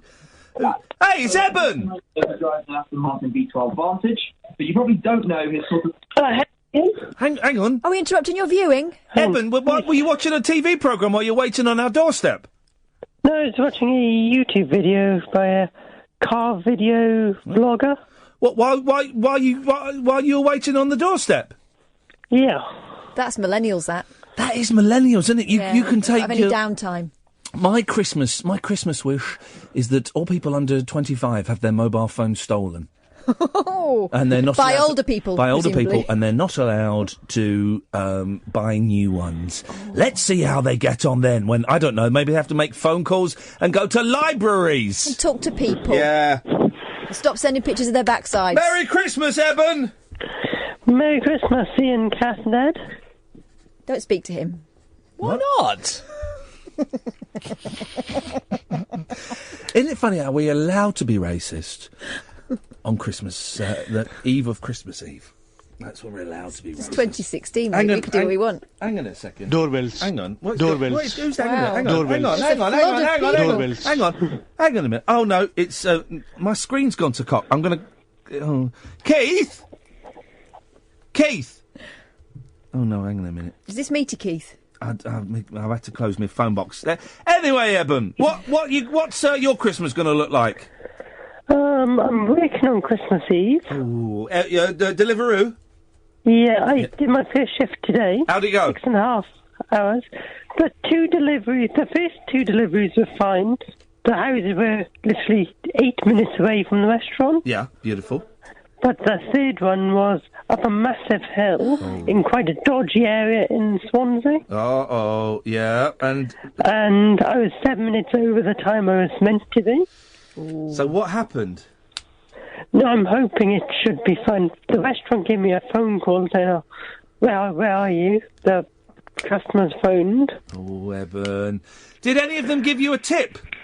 No, none did. They're all tight.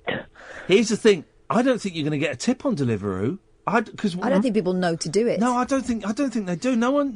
It's not in this country's culture to tip delivery services. Like Domino's always linger on my doorstep and sort of say, "Have a good night," and I'll say, "Thanks." Shut the door in his face. Never tip a Domino's guy, but now people do though. Now those Domino's guys, they might have feelings and be a human being. They might. No. Like Eben has and does. What? So maybe next time you shut the door in a Domino's face, you're shutting the door in Eben's face. Okay. That'll learn him. But it's very easy for what it is because you get paid even if you don't have to do any deliveries. Yeah, but you were late for one job, Eben. I don't want to be, hypercritical. You need to sort yourself out. But you're saying it's easy. Well, 33% of the deliveries were wrong. Hmm? Yeah. Maybe you should stop watching YouTube videos. Yeah. And start cycling faster. Yeah. Let me just destroy. You all right, Eben? It's Christmas. Yeah, I'm good, thank you. Okay, that's fine. Back in the room. So you're working tomorrow? I'm looking forward for Christmas Day. But it's a 12-hour shift and tomorrow. Oh, mate. Well, I don't. I work 3 hours a day, and it's hard going. So You think you've got problems? Father Christmas has got an awful lot more to do than you, and he's old. Hey, so my youngest the other day said, "Daddy, I've got something to say to you." I said, "All right." He says, "I know Father Christmas isn't real. What? This is the 4-year-old." I was like, "Oh, hey, what are you talking about?" He said, "I know he's not real." I said, "What do you mean he's not real? Where have you heard?" He said, "He's dead." What? All right, he's dead. That's different from not. Okay, I can. I said, "So what? You mean he exists, but he's dead?" And he said, yeah. He's dead. And I said, "Well, who's going to deliver the presents then?" And he said, "Oh, no, he'll still deliver them. It's his ghost." Oh, my word. That is dark. So Father Christmas does exist, but he's dead, but his ghost is going to be doing the delivery. Right, this is another reason why your child and mine must never meet. Yeah. Because I don't want that kind of contamination of thought. They're going to share those strange, dark fantasies together, and it's going to be an absolute nightmare. Eben, I'm going to send you an email with my telephone number at some point over the festive period. Don't phone me up on it. It's only for emergencies. Okay. But you will be here on New Year's Eve. Yes, I will. And another question about New Year's Eve. Would you like me to bring a whole pile of my dad's old records in for you to play on the record player? What did I tell you? What did I tell you, Eben? Because you did say to bring in one. I was wondering if you'd like me to bring in more than one if you want. Yeah, bring a few in. Bring one that means something to you. I've got to say that to John. Okay. Bring one that means something to you. And if you want to bring some other rubbish ones in, bring them in and we'll laugh at you. I've got plenty of rubbish myself, so don't worry. but whatever, if you can, yeah, that'll be wicked. Yeah, okay, thank you. Nice one, Eben. Have a great Christmas. Lots of love to you and your family, and we'll see you soon, mate. Thank you. Doorbell. Hey! Who's this? It's Keith! Hip, hip, hip. Merry Christmas. It's meaty. Ribs.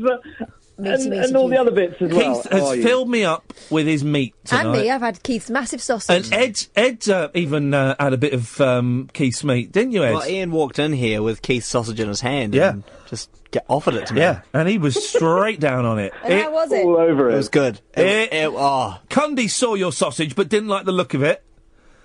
Do you know what Andy Goldstein said? Oh, I bet so. I can probably imagine. I say, "Andy, do you want a massive sausage?" He looked at me and went, "Kath, that's not massive." Hey! Talk Sport boys, having some banter, having some laughs. The last 45 minutes of their show is a pre-record.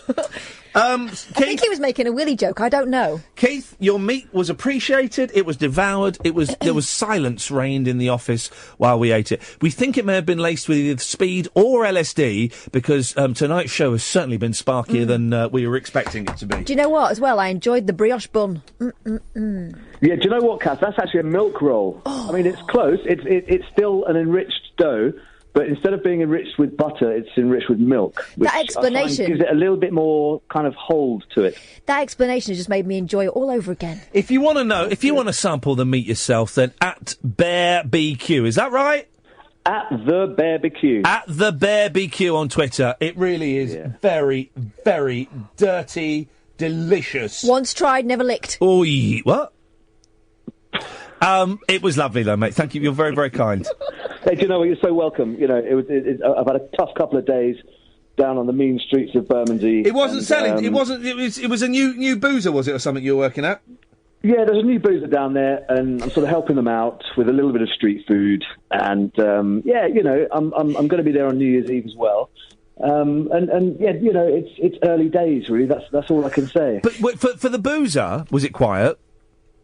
The boozer's sort of semi-busy. Okay. Well, it's a shame with so many pubs closing. It's you know, it's a shame that I hope it does very, very well, because even though I don't drink anymore, I like pubs. I think pubs are good. So I've got my fingers crossed for it. Yeah, I agree. I mean, it's right there on the Bermondsey Beer Mile, which is a fantastic day out for any drinkers out there. Yeah. You know, so we're in the right place, and I think it will be a roaring success. Well, Keith, what does Christmas involve for you? It involves time with my mother and my family, I think. Beautiful. Yeah, and there'll probably be a lot of turkey. You know, I'll be tickling my turkey, and I will most certainly be partaking in a few glasses of red wine. May God bless you. And other delicacies. All who sail in you, Keith. Have a lovely Christmas, mate, and we'll speak in the new year. Same to you guys. All the best. Merry Christmas. Love you all. Tutty bye. 03, and that's it. And that says, Simon, I'll come to you in a minute. We'll come to you after the break, because we'll give you a fair crack of the whip. And Simon's the last call we got lined up. All week I've been saying, we're not going to get many phone calls. And apart from a dry 45 minutes yesterday, we've been inundated with phone calls. But now you've said that, that's going to be it. Well, it doesn't matter, because the three of us can have a chitty chat and just play some records. You know, I'm not fussed if we get no phone calls or not. It's Iain and Kath's and Ed's Christmas party. We've literally got a record player, we've got the phone lines, we've got our microphones, we've got antlers, and what am I wearing? Horns? No, I'm wearing antlers. You're wearing Mine are antlers. No, yours. Well, your antlers aren't green. Well, these are What are they? What is that? Holly? This is an artistic approximation of some antlers. Yours are more realistic. And your phone calls, and, you know, you talk about Christmas, talk whatever you want, just not about, you know, all the news and stuff. It's Christmas, mate. It's 22 minutes away from Christmas Eve, for crying out loud. We want to have a bit of a laugh. 0344 499 1000 is the phone number. We call you back. Iain and Kath and Ed's Christmas party on Talk Radio. Late night, Iain Lee on Talk Radio. We'll get you talking. 0344 499 1000 is the telephone number if you want to give us a call. We're just having a nice, relaxed evening where we're sitting here and... Doorbells. Oh, hang on! Doorbells. Who's this? Oh, hey, Doorbells. Hey, calm down. Who's that? Flipping hell! It's only Simon. Evening, Simon! Hip, hip, hip. What kind of cake? Hip, hip, hip. What kind of cake? Christmas cake. Christmas cake. Yeah, man, I'm meant to. Yes, Simon! I could bum in my sister-in-law. You've been what with your sister-in-law? Yeah, well... Bumming? Well, that's another story, What? What's going on there? Hey, sister-in-law's legal, isn't it? Yeah, but I mean, your wife won't like it. Well, or maybe it's his brother's wife.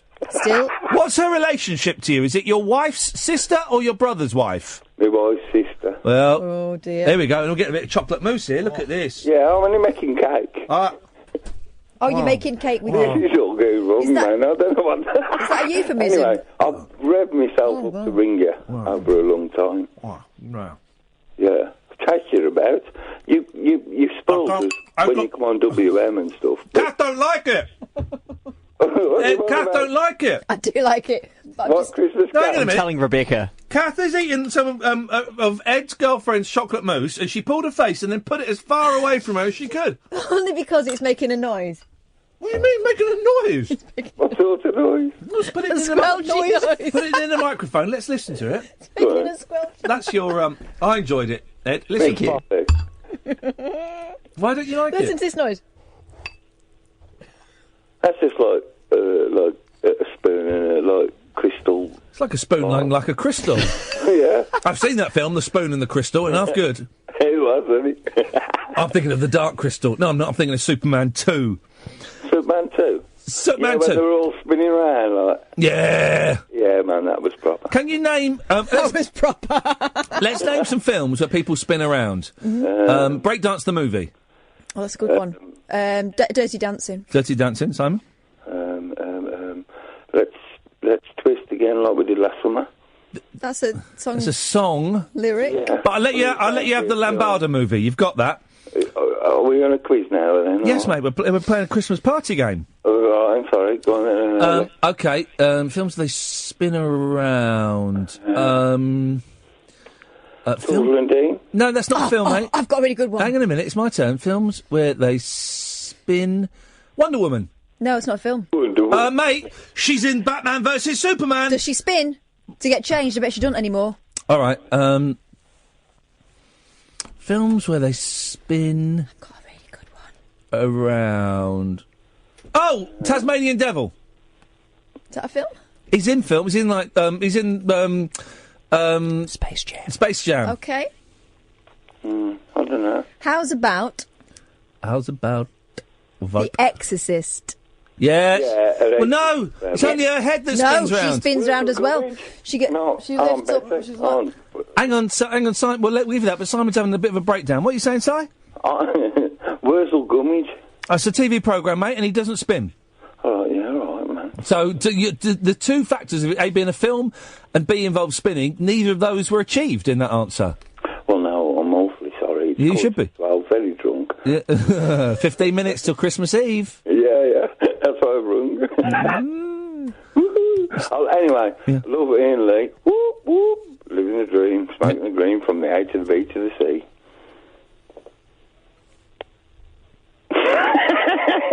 Go on. Do you know how long it's been since I wanted to ring this show, and now I've done it. Took me 11 minutes, but I've done it. Anyway, I started listening to you through WM, and then all through the got you on the iPlayer down the southern like things, and then you all disappeared, and then Missy did a bit of research, found you on this, and I mainly listened to you in the bath, but if I knew I was going to do a bit of a game show, I'd have got myself ready. It would cut me off.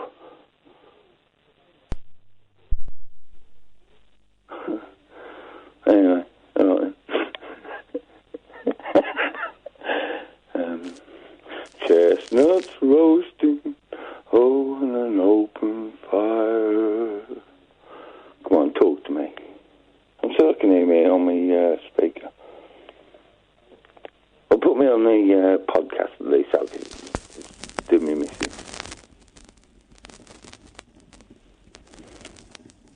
What do the planets mean? And have you ever seen sunrise in the morning?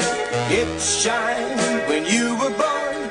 Saturn has rings all around it. I searched the sky and I found it. Solar system brings us wisdom. Then there's the Milky Way. That's where the angels play. You've seen the lover's moon. Looks good in the month of June. Neptune is god of the sea. Pluto is too far to see. Solar system brings us wisdom. The constellations are stars that form animals, Leo and Capricorn too. Star bright, star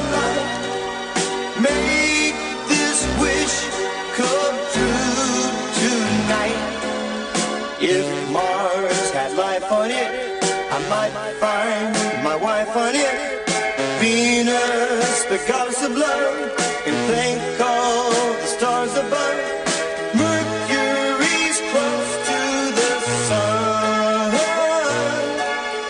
You'll see it when day is done. Solar system brings us wisdom. That's the Beach Boys, and it's not the weirdest song they ever did. Rob! Evening, Rob! Hello, I've got an answer to the film where someone spins around. About time! Thank goodness. The Mask. Oh, yeah. Oh, well played, sir. Well played. Christmas belongs to Rob. Even better, I've never seen it, and I know that. I've never seen it, and I know that. I have. Let's get physical. No. What does he say? Somebody stop me. That's it.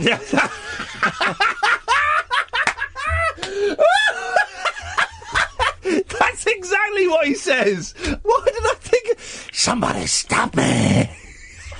He's really creepy in that as well. I prefer, let's get physical. Oh, weird. But that used to be his shtick, wasn't it? Yeah, when he and was a stand-up, was doing Rubberface. I never used to like him. No. For that. And then ne- I saw Truman Show and thought he was brilliant. Truman, he's done some good. We're going to play a really dangerous game here, Rob. Okay, and I'm going to be really strict. Okay, and you're going to go first. You're the guest.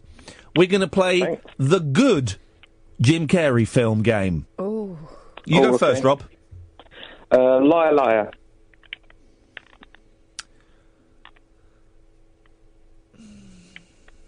The Truman Show. No, I think that's it.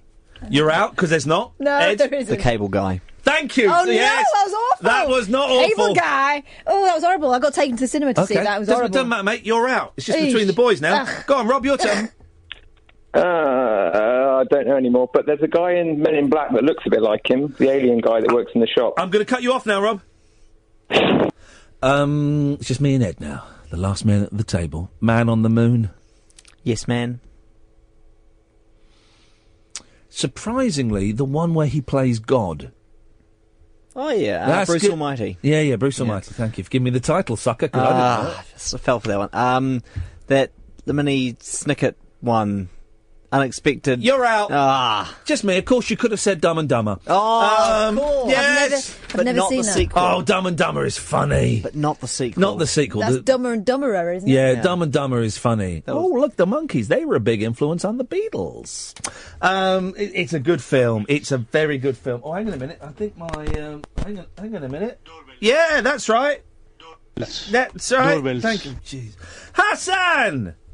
Doorbell. Doorbell. Well, I wanted to just phone in and say Merry Christmas, because I can. Yeah, we can in this country. you know. We're free to do that, Well, guys. And in some well, I parts of the know, world, but- you're not allowed to. Well, people have been giving me Merry Christmas cards and been saying, oh, well, I'm ever so sorry, I didn't know what to write in it. Am I allowed to write Merry Christmas since your name is Hassan? Of course you're bloody right to write Merry Christmas. But here's the thing, Hassan. You're blind, yeah? Thank you for pointing that out, yes. Do you write that in the card, No, Ian? but what... I wouldn't even give a... first of all, I'm thinking... I wouldn't write in the card to save time and ink. Wow. And then I'm thinking, I'm not even going to give him a card. What do you do, kiss him instead? No. You know you get like pizza delivery things, right? I just fold that in half. So it's a card shape. Oh, you. And I go, there you go, mate, Merry Christmas. Wow. And he go, oh, nice one, thanks, man. And I say, look, I don't feel uncomfortable saying Merry or Christmas to you because your name's Hassan, and I'm not bothered the fact you're blind. I'll be doing that while I was talking to him. That's the V's, by the way, Hassan. I'll be like, here's a Christmas card. And I've saved my... The thing is, right, this is it. I've saved myself, what, £2.50? Yeah. Hassan thinks he's got a mate. Hassan then says to his real friend, Yeah. can you just have a look at this? It was given to me by the celebrity Iain Lee. Can you tell me what it says in his card? And it'll say, 2 for Tuesday. But guys, it's the thought that counts. Ed, cut him off. Ed, cut him off. You pipe down. Hassan, what did you want to say? Hello, Catherine. Hiya. I just phoned up to say Merry Christmas because I think you guys have done a cracking job over this year, and I was going to say I can't wait to actually meet Iain in 2017. Not in a weird way, not like the podcast guy, but. And I've met celebrities, so I don't look at him as a celebrity. I just see him as a people's person. So I can't wait to meet him at some point. Well, he's told me that he's really looking forward to meeting you too, and he said he's going to come round to your house, and I can give you his. Pakistani. Don't accept any greetings cards from him though, unless you like pizza. And by the way, Iain, you can get Braille cards. Yeah, Iain. Well, I bet they cost a fortune. Yeah. Yeah, $5. I've got a bed. Can you hear him grumbling away? Yeah. This is my life. Just feed him. Oh, Catherine, I don't know. You've done it. Anyways, I just was. No, don't fade me out, Iain. I'm not fading you out. I've just got a bed under this cool strong. He's making you atmospheric. Okay. Oh, this is lovely. Iain, this is Ken. I want to talk about Jesus. Jesus loves you and Catherine. Tell me, right? It's not as easy to do. This is to you, Catherine. Yeah. What you've just proved there is exactly how difficult my job is. Every night, I get dull callers like Hassan. I thought he was very interesting. And I make them sound interesting. What you've done. Yeah, it's right, Hassan. Don't worry, mate. You've done there is you proved just how good I am at what is a very, very difficult job. So thank you, Catherine. Thank you, Ed, for turning my microphone off. I appreciate it. And thank you, Iain? Hassan. Yes, Hassan. Iain. Right. Oh. Can you phone Hassan back, Ed? Keep your mic open. Phone him back. Not having that. He's hung up. I'm not having that.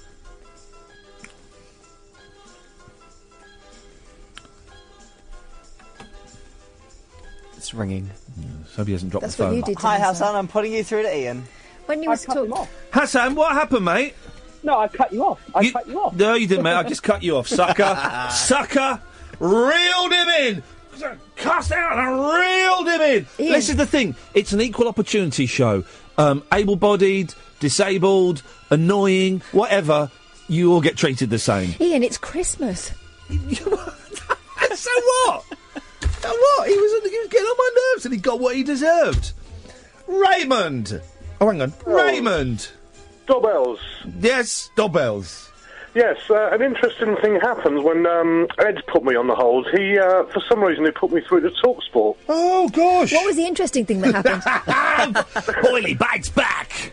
Boily kicks ass. I was expecting to hear your voices, and all I could do was, football and all that. Well, it's pre-recorded tonight, their show, so I wouldn't bother listening. Listening. Oh, well. Oh, well. Well, 20 years ago, I was homeless and living in temporary accommodation in Birmingham. Uh-oh. And, well, there's nothing wrong with Birmingham. It's a bit grey.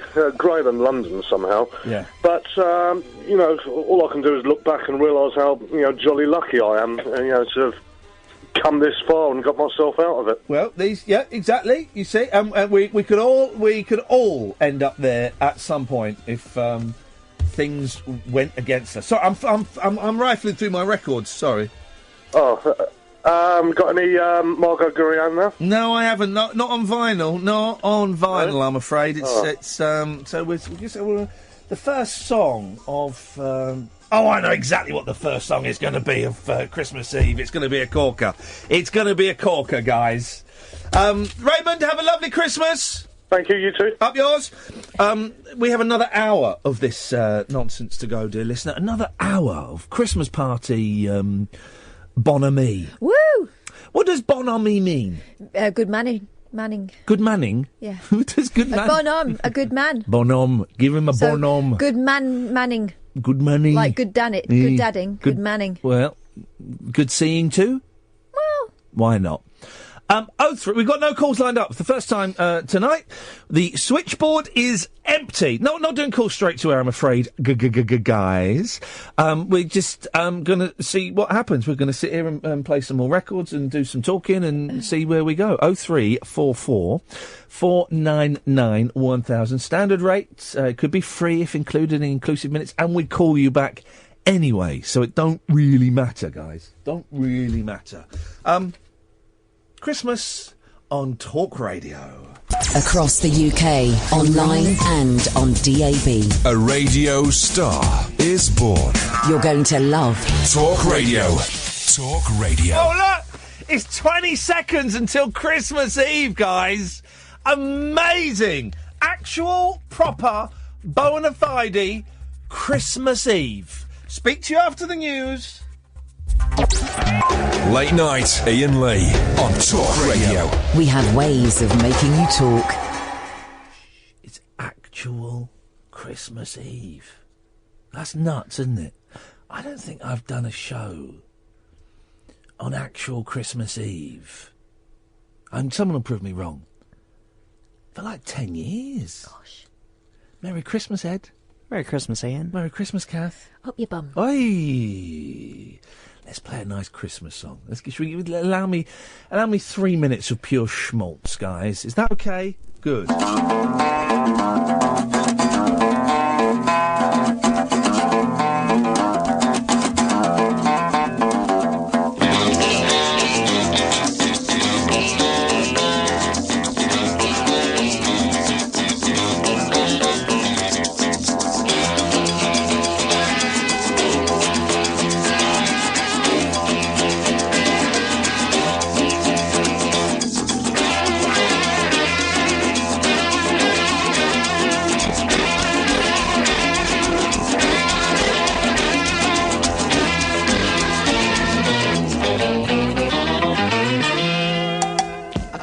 About the shape I'm in, I can't sing, I ain't pretty, and my legs are thin. But don't ask me what I think of you, I might not give the answers that you want me to.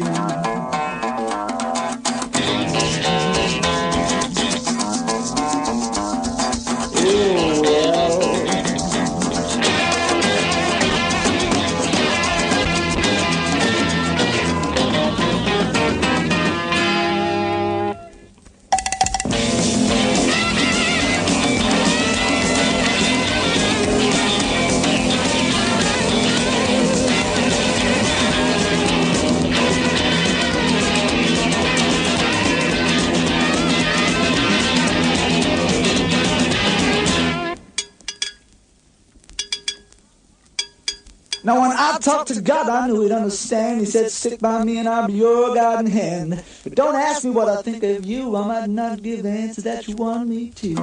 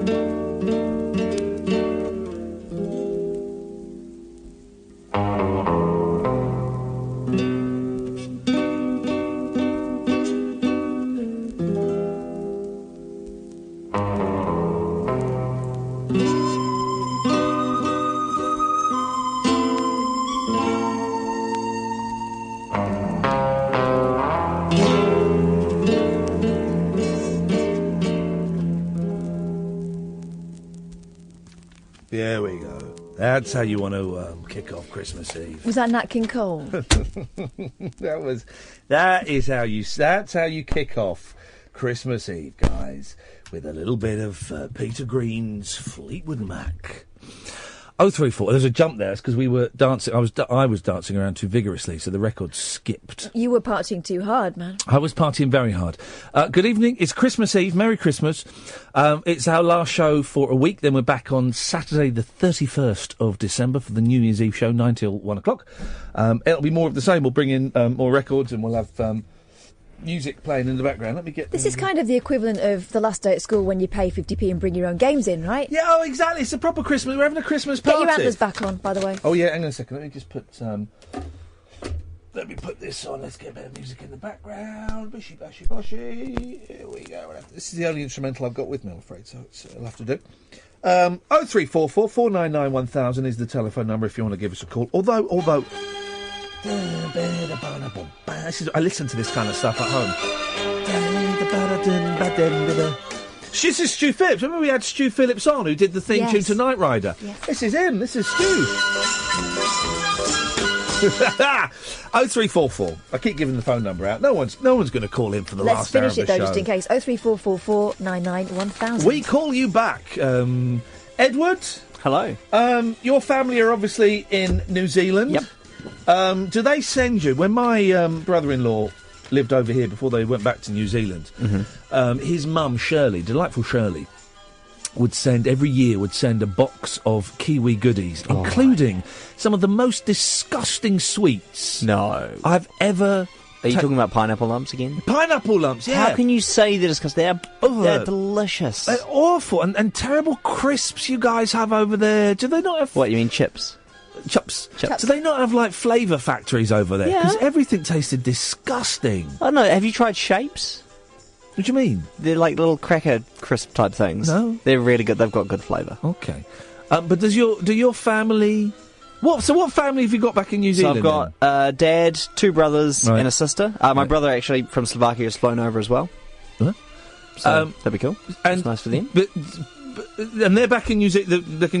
They're back in New Zealand. Does Dad send you, or brothers and sisters, do they send you a Kiwi survival kit? Every so often they do, but they haven't this year because we've still got so much from the last one. Because it tastes so bad. No, because it tastes so good, but we kind of want to savour it. What are the... hang on a minute. Do you want me to get that? No, I'll get this. I'll get this. Yes, Jamie. Happy Christmas. Merry Christmas, mate. Merry Christmas. How are you? I'm good. I'm going to make you feel a bit Christmassy. Are you on a speakerphone? No, I'm in the bathroom. Oh, you've not got your trousers around your ankles, have you? No, I smoke in the bathroom. All right, you're not doing a Caddick. Oh, well you smoke in the bathroom. I used to have a Spanish boyfriend who used to smoke in the bathroom, and he really did alienate my housemates. The Spanish boyfriend was probably smoking in the act of lovemaking. Probably smoking when he was downstairs as well. That's what they do. They're filthy smokers. No, but this was. I'd have a cup of coffee and read the paper on the toilet. This is the thing, right? My dad could be in the toilet for an hour and a half, right? Yep. And I do a number 2, and I'm in and out. Yeah. 2 minutes. Yeah, I know when I need to go, and I know when I'm done. They did an experiment, and most telephones, mobile phones, like covered in fecal matter. Oh gosh, because people go for an eye-poo. Yeah, totally. And here's the thing: when you flush the toilet, always from a poo, close the toilet seat, because over 60 billion bugs get shot up into the air when you flush it. Toothbrushes. Yeah, all over your toothbrushes. Oh, exactly. It's disgusting. I had a microbiologist tell me about that. But you can't win because there's stuff living on your face and stuff. I mean, if you're going to start worrying about that, you'd end up Howard Hughes. I'm Howard Hughes. No, the other one. I'm Howard Hughes. Look at my fingernails. That one. I found out. Well, I had a really interesting chat with a microbiologist shortly before I had to go and swab. I've told you about this. Before I had to go and swab. You had an interesting chat with a microbiologist. I did actually. We're going to hear about that in a second. No, it was interesting. But then I had to go and swab the rims of toilets on trains for Watchdog because, surprise, surprise, it turned out the rims of toilets on trains were really dirty. Yeah. You don't say. I had to go and swab them. I got paid 250 quid for that. Oh, I'd do that. 250 quid to be on my knees in a public toilet. Nah. On a train, swabbing the... You can still see the stains. I had to swab it. I thought, nah, this is it. Luckily, they sacked me off. So. Wow, this is Christmassy. Thanks for sharing that little memory. Merry Christmas. Hey, Jamie, do you fancy a game of charades? Yeah, go on then. All right, I'm going to go first, okay? Get your mics up, Ed. Go on. Mics up. Hang on a minute. All right, yeah, fine. 3 words. It's a film. First word. First word. The. Third word. Film. Movie. The. Second word. Peanut. The Peanuts movie. No. I thought you were pointing to your groin. Jamie, are you playing or what? Yeah, I can't see. It's the something movie, and now I'm building. Lego movie. Lego. Well done, Ed. Your turn. The Peanuts movie. Don't, Jamie, come on, you can do this. Hang on, tell you what, let's, Manny, you up for this as well? We're playing, charades, yeah? Manny? Yeah, hello. Yeah, Manny, are you up for playing charades? No, I got cut off last time. Well, you won't get cut off this time, you will. No, I've just come to say Merry Christmas. No, we're playing charades, Manny. Come on, Manny, you and me are on a level playing field now. Right, go on then. Come on. Right, go. So Ed's turn. We'll help you guys. All right, go on. All right, you guys ready? 5 words. Yep. First word. The. Hang on, we don't know what category we're in. What is it? It's a movie. It's a film. Right, it's 5 words. The first word's the. Okay. 5th word. Finger. He's knuckle. Hole. Okay. O. Circle. He's Ring. Ring. Ringer. The Lord of the Rings. Lord of the Rings. Yeah. Hey, Manny got it right! Because he's got extra sensory perception. It's right. Go on then, Manny, you do one. Manny, you do one, buddy. 2 words. Yeah, is it a film? It is. The Ring. Ghostbusters 2. Okay. Ghostbusters 2? No. Is it, okay, mime it. The. Is it the? The. Shining. The what? The Grinch. How did you know? Hey! All right, Jamie, this is brilliant, this is. Jamie, your turn, buddy. Okay, right, here we go. Ready? Okay, go. It's a movie. Yep. 4 words. Yeah. First word, the. No. Oh. First word, how do I do this? Small word. A. In. On. Night. An. Out. No.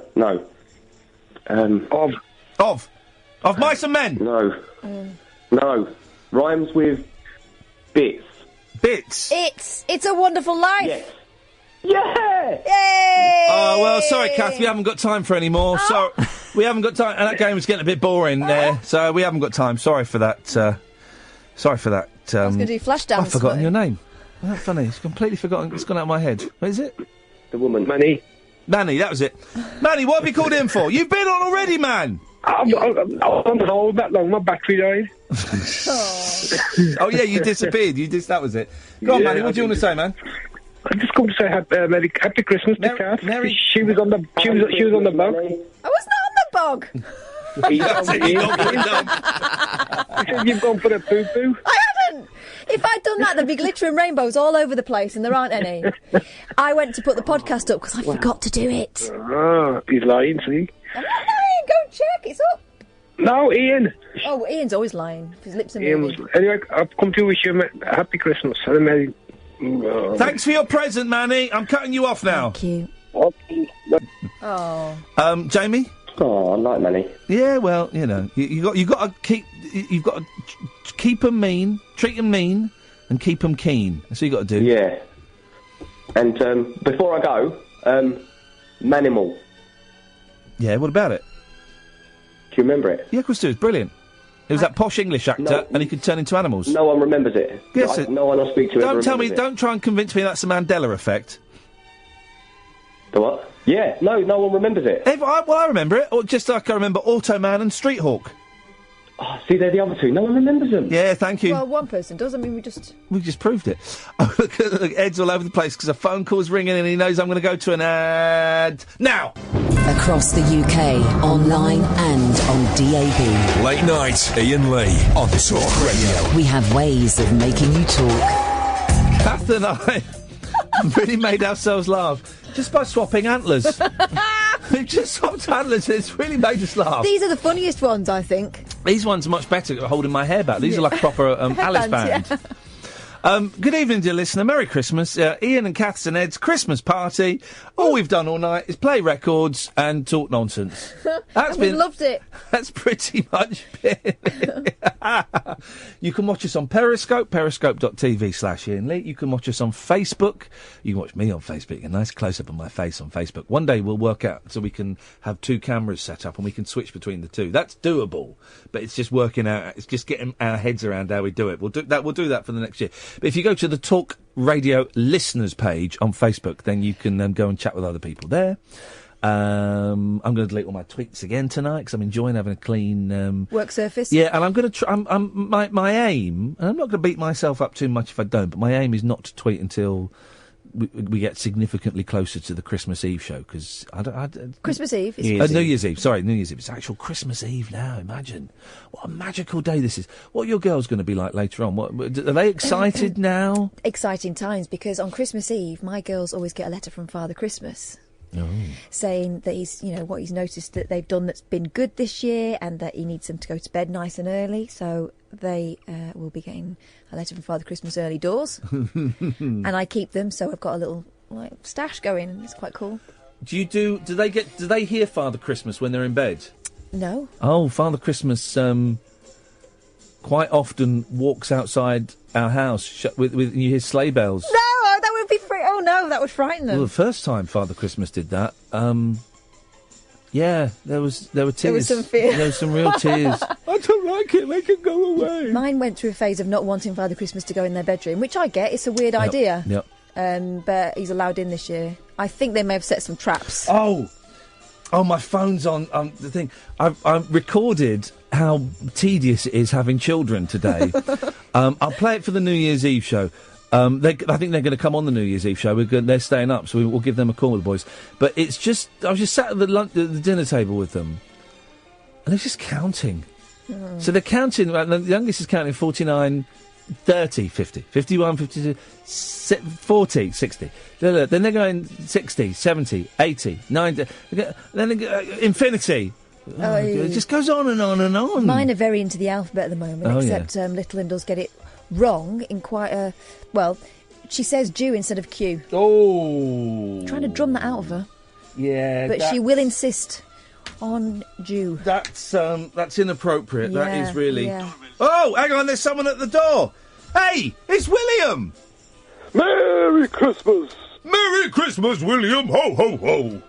I was wondering, do you do a Secret Santa, or have you taken part in a Secret Santa this year? Because I've got a bit of an experience to share with you from that. I've only done one Secret Santa. It was about 3 years ago when I worked at the BBC, and I thought, I'm going to try and get involved. So I did a Secret Santa, and it was absolute pony. I was quite insulted by that Secret Santa. I got quite a nasty little dig in my present. Oh, yeah. Well, I got a book that said it was a little book of peace for neurotics. Yeah, well... Rude. I thought you'd... they probably thought you'd... Anyway, William, go on. What, have you done it this year, then? Well, I did, but I think my Secret Santa is probably worse than yours. Uh-oh. There was 2 teams involved, so there was about 20 people involved in it. So when they went round with the hats, I was kind of slagging a couple of people because they said no, they didn't want to take part in it, calling them kind of killjoys, get in with the festive spirit and all the rest of it. So it turns out when we went in to do the Secret Santa, there's an old guy in the other team called Bill. Obviously, my name's William. I pulled out Bill's name from the hat, so I knew obviously I was buying for him. Yeah. So I've gone out, bought my bottle of whiskey. We've gone into the room. Everybody's taken their bag with their name on it. I've written Bill on his tag, but someone else has written William on his, but everyone knows him as Bill. Right. So I've saw his name on it, thinking, somebody's just mixed up our surnames. I've taken this package, opened it up, got a nice scarf. He's opened his, got the whiskey, which obviously I bought for him. Yeah. So then I've seen another guy in the other team looking all embarrassed. Hang on 1 second, Ed, we just lost our other caller, if you want to get them back. Sorry, go on, William, sorry. So he's put his hand to his face, dropped his head, all embarrassed. So I know who bought this present. So I messaged him later and I said, thanks a lot for the scarf, that's great. He said, nothing to do with me, but enjoy it. So, there we go. 2 hours later, somebody from his team comes up and says, this guy's really embarrassed. He bought that scarf especially for Bill. Would you mind giving it back? So I said, no, well, if it was bought for him, no bother. Yeah. So I've given the scarf back. No bother. She's taken the scarf, given the scarf to him. 2 hours later, he comes up to me and says, really sorry about that, William. I'm all embarrassed. I've just been given this scarf. No bother. obviously I knew your present because I had bought it, kind of thing. He's like, oh, aye, and then off he goes. So he gets 2 presents. Wow. So, did you not? Hang on a minute. So you didn't get a present? No, he kept the whiskey that I bought and the scarf. So what? Were you supposed to? I'm so confused by this. Were you supposed to buy a present for Bill? Yeah, I pulled Bill's name out of the hat. Oh, but someone pulled William out and thought it was him. Yeah. Someone pulled William out and thought it was him, but everybody knows him as Bill. So, oh no! What that tells us, William, is you obviously have made no impression on your colleagues. Well, what it tells me is that if it was me, I wouldn't have been getting a 50-quid scarf bought for me. Is there not a price limit on? Because our Secret Santa was a £5. Ours was a £10. Yeah. I spent 15. I didn't even know it was this close to the guy or whatever, but, like, I spent 15 on the whiskey. He spent 50 quid on the scarf. Fair enough. I mean, I don't want a 50 quid scarf if he intended it to be for him, but surely he could have been coming back to say, oh, there's your whiskey. Yeah. You know? That's, well, we give not to receive, but that's bang out of order. Yeah, so can you not complain to the manager or something? Oh, no, my manager did. He bought me a nice pair of socks and a pair of boxers to make up for it, so it wasn't too bad. But I will not be taking part in the Secret Santa again, that's for sure. Screw those guys. What a bunch. It really is absolutely stupid, rubbish idea. But also, you just end up with a load of stuff you don't really want. I mean, this is true. You don't get anything good for a tenner, well, really, but do you? not Bill, though. Bill got a bottle of whiskey and a nice scarf. Bill did all right out of it. He's nice and toasty with his Bill's You're freezing in your pants and socks? Yeah, Bill's steaming in every sense of the word. He's loving it. William, Merry Christmas, mate. Thanks for calling. You too. Cheers, guys. Have a great time. No night. Seriously, though, Bill sounds awesome. What a guy. 0344 499 1000. Merry Christmas, Rashid. Merry Christmas to you all. Can I come into the party, please? Yeah, of course you can. We don't need to ring the doorbell because just as we were letting William leave, we saw you parking up. Well, why are people coming and going? Why aren't they staying? Well, because in the case of Kedeng, because he annoyed us and we think he may have touched someone. I'm joking. Rashid, it's where people are mingling. William couldn't stay, but there are people inside. You come in, buddy. Before I come in, I wanted to sing a Christmas carol at the door, if possible. Go on then. Go on then. Yeah, go on then. Good King Wenceslas looked out on the feast of Stephen, when the snow lay round about, deep and crisp and even. Brightly shone the moon that night, though the frost was cruel. Then a poor man came in sight, gathering winter fuel. Thank you. Can I come in and have some of the sausages, please? Actually, Rashid, I think we're probably not going to let you in after that. Well, he took that rather well. Okay. I just think, I don't want to... Just that was a little bit... It's not really that kind of party, is it? Not really, Rashid. You kind of lowered the mood a little bit. We're having more of a sexy party. Yeah, it's a very... No problem. I just hope you'll be thinking about the homeless on New Year's Day. Christmas Day. Thank you. Merry Christmas, Rashid, mate. Have a good one. Lots of love to you and the family. All the best. Take care. The best. Ta-ta. Ta-ta. Don't we have the best callers? And I'll be honest, some of the worst. Yeah. But don't we have the best callers? I tell you what, let's take a break and then we'll come back. 0344 499 1000. It's our Christmas party on Talk Radio. Unmissable late night radio with the original king of unconventional conversation. Make contact with Iain. Late night Iain Lee on Talk Radio. We'll get you talking. Last,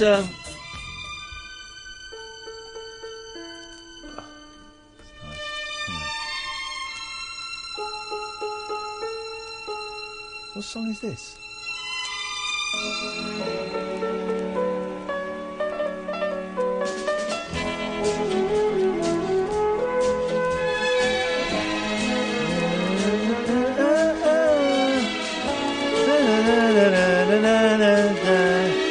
Saturday's child is mine. Saturday's child.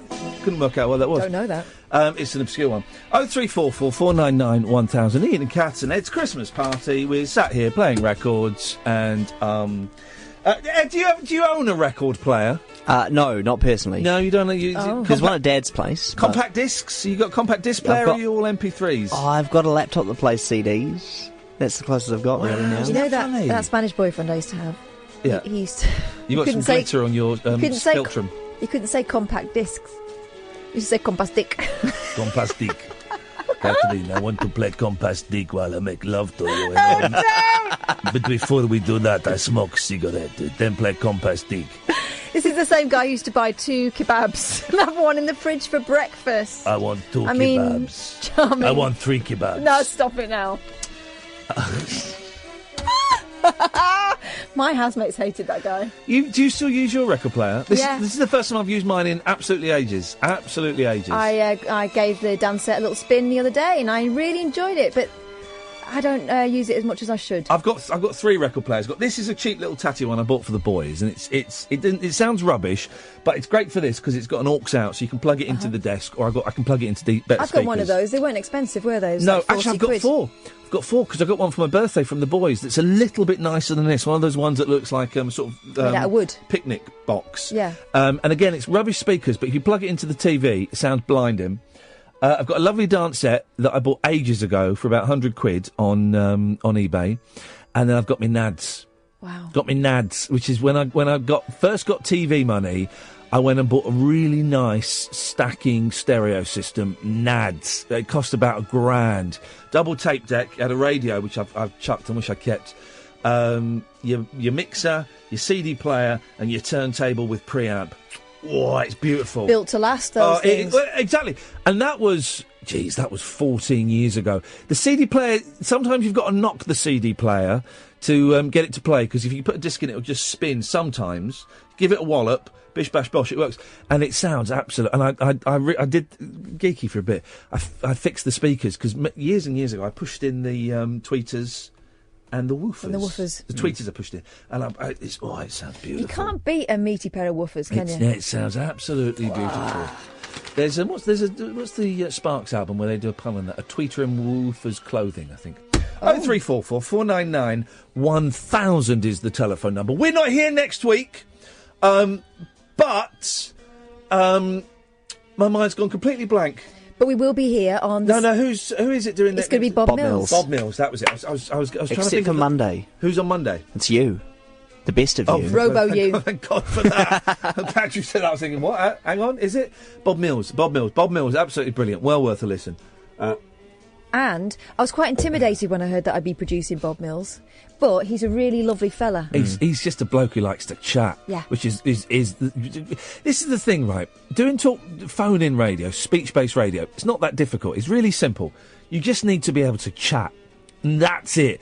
And Bob Mills can chat like nobody's business. People call in, he'll chat to them. If people don't call in, he'll chat to himself. You know, and that's all you need. Some people really try and overthink the art, the science of speech radio, and think, oh, you've got to be angry, or you've got to be coming from this political viewpoint, or you've got to be scaring people. No, you just got to be able to chat. I think if you're doing a character, it soon wears thin, and you run out of material. If you're yourself, material just keeps coming. It's just got to be able to chat. And anyway, let's go to. It's George. Evening, George. Good evening. Merry Christmas, Ian. And Merry Christmas, Ed. Merry Christmas, Kath. Lovely talking to you. Merry Christmas, George. How you doing? You all right? Oh, I'm all right. What a day. It's been a busy week at work. I'm very pleased. I got in. Me and my wife, we've had our sort of Christmas little party this evening. Oh, yeah. Yeah, because we got married in August, and we're spending Christmas apart. Oh, no. Why? What's happening? Yeah. Well, it was both of us...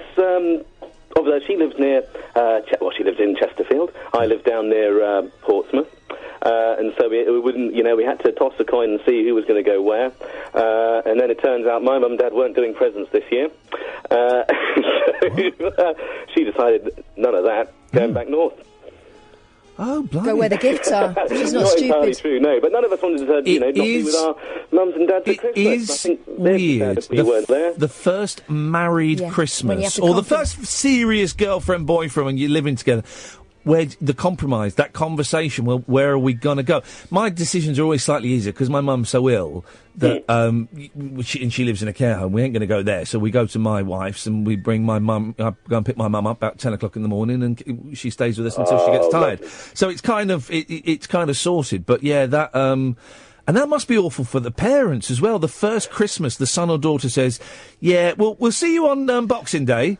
To be honest, exactly. I don't think my parents were that bothered until the children came along. Then it becomes a real tussle, doesn't it? Absolutely. Well, we haven't got that, because it would be easier if we had cars, but we live in South London, commute in, on the tubes and stuff, so we don't have a car. Otherwise, I'd zip right up and see him. No Actually, we did have the problem with when my sister lived here, because we did have the problem until a couple of years ago, and it was we always came to a really good compromise, apart from one year when I was insane, and I remember I lost my temper with my sister. I can't remember why, but it was always, well, are you going to come to ours? Are we going to go to yours? And who's going to pick up Mum? It was always, and it was a little bit of a faff. Who's going to pick up Mum? Because she lived an hour away from me, an hour and a half away from them, and it was, so it's, it's a 3-hour journey. It is a tricky thing getting the maths right. No, exactly. But it's one of these things, and heaven forbid it happens anytime soon. But one year, there won't be anyone to pick up, and it'll be very sad, won't it? There we go. Well, this is what happened with our family, because my mother-in-law died a couple of years ago. And she used to always do the Christmas dinner. We used to go to her for the afternoon, and my parents for the evening, because my parents are slightly boozier. Lovely. So, there's no point peaking too soon. So we used to do it in that order. But, this year, that's not an option. And, my father-in-law is going somewhere else with the other side of the family. And it's, I don't know, it's a shame we don't have that complication anymore. Do you know what I mean?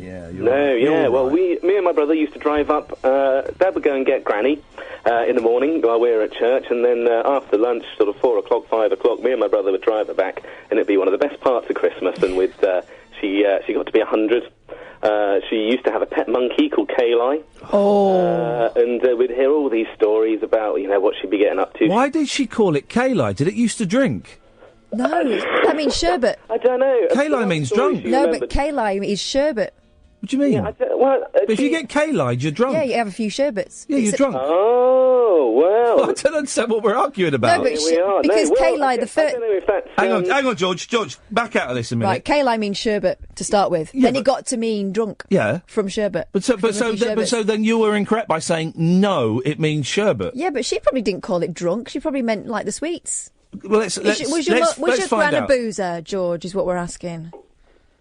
She was 100 years old when she died. She had this monkey at about 10. Yeah. So, her parents were Victorians. So we've got to think we've got to think way before the sort of 1960s as to what words mean. Yeah. Sweeties. She's named after There's a great... There used to be in Camden, just off the high road, there was... The frontage is probably still there, because the frontage might be listed. But it's like a restaurant or a sushi restaurant or something. But it's still got the Victorian... It used to be a Victorian pet shop, and it says parrots and monkeys. Wonderful. Fantastic. What a combination. Fantastic. And imagine that. I would love a monkey, but they do get out of hand, don't they? Well, I'd have it for the first couple of years, and then I'd drown it. Because remember Jacko had Bubbles, and then Bubbles got a bit randy, didn't it? Yeah, that's why Jacko had him. George... Hi. George, you weren't coming here New Year's Eve, were you? No, I tried, but we've got a pub now. No, you're right, and I think we've got everyone. I think John, Eben, Danny, and possibly JP. I'm sure there was someone else, but well, that's their problem. It sounds like a lovely bunch. You're gonna have a good time. Yeah. Someone's gonna bring top trumps, yeah? Yeah, we're going to play top trumps. I've got Uno with me. Twister. We're going to have more records. We'll just have a laugh. We'll just mess. It'll be this, basically. Tonight's show wasn't meant to be like this. This is kind of the New Year's Eve show, a week early, unfortunately. So yeah, I get it in now. People might be tired of this sort of shindiggery. Exactly. Very careful choice of words. George, have a lovely Christmas, mate. I will do. I'm looking forward to 2017. Listening to a lot more fun. Well, what have you found a new radio station? Thank you, George. You're a good egg. Russ and Nigel. What a combo to finish on, huh? 0344 499 1000. Russ, Nigel, we'll come to you in a bit. This is Iain and Kath and Ed's Christmas party on Talk Radio. Late night Iain Lee. Unfiltered night talk with the original king of unconventional conversation on Talk Radio. We have ways of making you talk. By the way, a couple of you have sent me presents. Very kind. Very kind. Thank you very much, right? And I got a present from a bloke called Mark, right? And it was a book. And I opened it. I thought, oh, no, he's wasted his money. I've got this. It's The Might Love. Yeah. autobiography. I thought, oh no, he's wasted his money, because I got that and I've read it. And it's a cracking book, but I've got it. And he wrote this note. Can you go and get? Sorry, can I? Because it's so. Hang on. It's at, you know where it is, and it's at where we were sat out there. And is your microphone on? Yep. And Ed, you got me a present, and I'm really slack, right? Look, don't worry about it. It's No, fine. I didn't get you and Kath anything, and that's not because. Well, it is a bit. It's very tight of me, and I apologise. It's all right. It's no worries. There's been a lot going on. But my suggestion is, why in the new year, when we get settled into the new year, why don't I take us all out for a nice meal somewhere? Let's go out and have a nice. Sounds good. A nice sit I down like and that. a nice meal and a nice catch up. Let's do that. I've just the thought of going up because my shopping has driven me nuts. But so Mark sent me this Mike Love book, the autobiography that came out this year. Is the letter there? Yeah. Is it in there? Oh, right. And he sent it, I was like, oh no, he sent me this. Well, it's nice, but... Hi, Iain. Thanks for some great interviews on Talk Radio this year, especially Mike Love. It was fascinating. It's like, oh... Yeah. I was lucky enough to meet him in New York at a book signing event. Suddenly I'm like, oh... I told him how much I enjoyed your interview with him. He said, wow, you heard it? Iain Lee's a big deal, I guess. That would be enough for me. That would be like, oh, all right, well, the book's got a story to it. Here's a signed copy of his book. I'm thinking, all right, it's because you can go in bookshops and you can buy just the author's signature. Yeah. I opened it up. To Iain. To Lane. No, he's done it properly. To Iain, love, Mike, love. Yeah. Oh. And he opened that present just before I gave him mine. So thanks, Mark, for completely stealing my Oh, no. I mean, your present was lovely. An Andy Kaufman record. Thank you very much indeed. Yeah, but it's not signed, is it? Oh, he's dead, mate. Well, that is no excuse. And I'm keeping that letter. That is that really is absolute. That is something amazing. To treasure. That is something to treasure. Thank you very, very much, Mark. Thank you, Ed, for your present. Thank you, Kathy. I've not bought presents, and I've said because I'm not. I don't want to go into the details, but there's stuff going on, and it's a bit tricky. But I was thinking maybe we should all go out for I'll buy us all a nice meal in the new year, right? Somewhere nice. Nando's. Do you like Nando's? Yeah, I'm good. Okay, I'm good for Nando's. Good. Guys, look at this. There's only 15 minutes left. We'll get cracking. Then. I know. People at the door. 15 minutes left. This is the first hour of Christmas Eve. Let's say hello. Oh, look, two people have arrived together. It's Nigel and Russ. Hello. What a couple. No. Hello. Oh, Merry I'm Christmas. Ed Everidge here. I'm Ed Everidge from Australia. I've come to listen to your show, Iain. So I've got hold of his testicles. Happy Christmas to all the crew on Talk Radio UK. And a Happy New Year when it comes. So what have you got for me tonight, Iain? Carry on, Iain. My girlfriend came to see me earlier. I've got a new girlfriend. She came on her motorbike.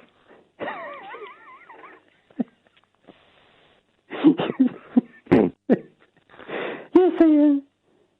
Are you having a good show?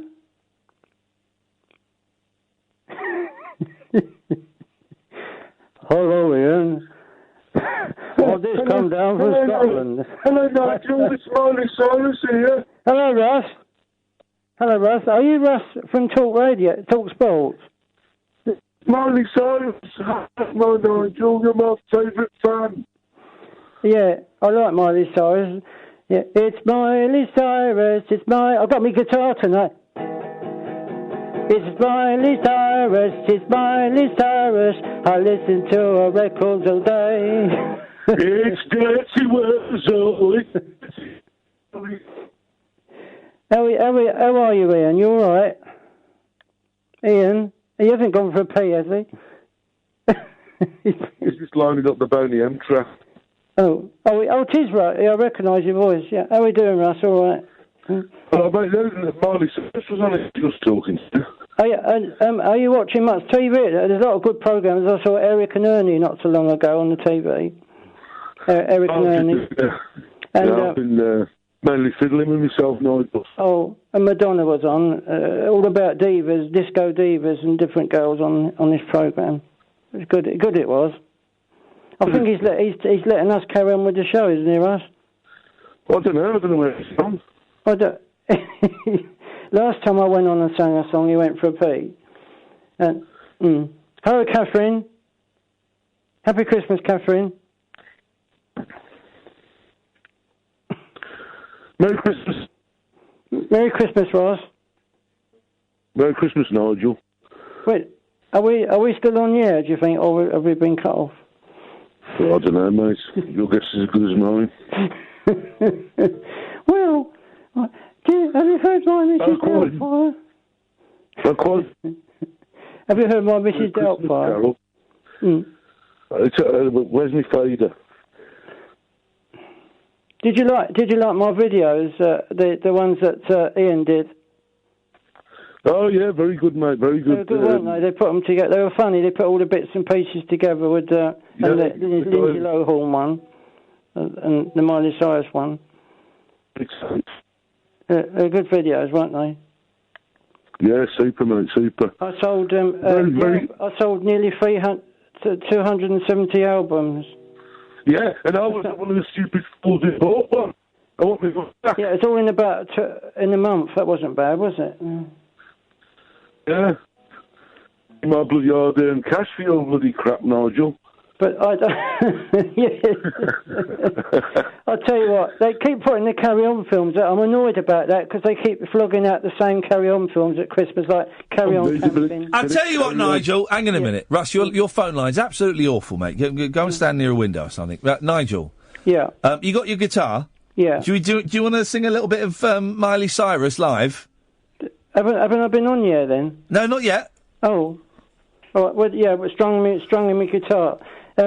Knocking one out on my guitar. Oh God! I mean, talk about hammering it home. Knocking one out with Miley Cyrus. we know it. Merry masturbatory Christmas. All right, you start. But didn't you hear my Mrs. Doubtfire voice? I heard your voice. Yeah, you heard I was doing Dame Everidge instead. I heard a voice. Yeah, it was meant to be Dame Everidge. Oh, it was awful. Anyway. Okay, I'll do that song then. Yeah, we go. I've got trying to rest it on my knees, the guitar, while I'm holding the phone. Dirty Wurzel. Shut up, Russ. Miley Cyrus, it's Miley Cyrus. I listen to a record all day, yeah. It's Miley Cyrus, I'm Miley Cyrus. I watch her films all the time. I like to watch the Bangers tour with her on the car. Careful, this way gets rude. She's quite sexy all the time. What a great star she is. It's Miley Cyrus, it's Miley Cyrus. I watch her. Merry Christmas, guys. Hey, come on now, sing. It's Miley Cyrus, it's Miley Cyrus. Miley Cyrus. I like to watch the film. She's younger than your granddaughter, Nigel. Yeah, Nigel. Have you ever? Do you know there's they've developed a thing now for guitars where you're supposed to tune it up. Well, I got this in a charity shop. Yeah, you can still tune charity guitars up. Still tune them up. That's my excuse, because I don't know how to tune them. Okay, well, you can go on YouTube. There are videos that show you how to tune it. Yeah, but I can't play the guitar anyway. No! I've done it. I can't really play a tune. Oh, Nigel, you do surprise us. But I can play the organ, though. Bet you can. Yeah, I got a big one in the bedroom. I've seen the videos. Yeah, you've seen my big organ on the video. Do you? He means penis. I don't. I might make a porn film soon and surprise you. No, please really don't make a porn movie. Well, not a rude one, sort of half and half. Porno tends to be quite rude. This is Christmas though. Russ, a saucy one anyway. Yeah, well, they are. Russ, what's your Christmas looking like? Is he masturbating? He's called Russ. You're called Nigel. He's called Russ. I'm speaking to him. Russ, what does your Christmas look like? I've got 4 nights of... 4 nights in the room. Shut up, Nigel! With lights on. Shut up. Flashing on and off. I'm gonna... your face will be flashing on and off in a minute on my fist. Okay, thank you. Russ. I've got 4 night shifts starting tomorrow, mate, unfortunately. Oh, working? Yeah. Oh, unlucky, worse luck. Are you an elf? Happy Christmas. just the way the rotor falls, unfortunately. Yeah, but, that's the way. I've enjoyed it. I've enjoyed tonight's show. It's been really jovial and It's been a bit of fun, isn't it? Hey, it's Christmas. A little bit of Christmas fun. But on New Year, we're going to spend the whole 4 hours crying. So. Oh yes, I'm working New Year as well, so I'll be listening. I might harass you. I'll just say Merry Christmas to Rashid. I loved his little Christmas carol. And I was going to bring a bit of sausage to the party for him, but he's been kicked out, apparently. Yeah, he's been kicked out, Russ, and the party's starting to wind up, so we'll say good evening to you, Russ. Merry Christmas. Merry Christmas to everyone on Facebook and all my friends. Merry Christmas, Dame Edna Everidge. Yeah, there's no Mrs. Delphi here. Oh. Yeah, it's the other one. She's the other one. Now, and do Dame Edna? Well, I'm Dame Edna Everidge from Australia. Yeah, except she would, of course, have an Australian accent.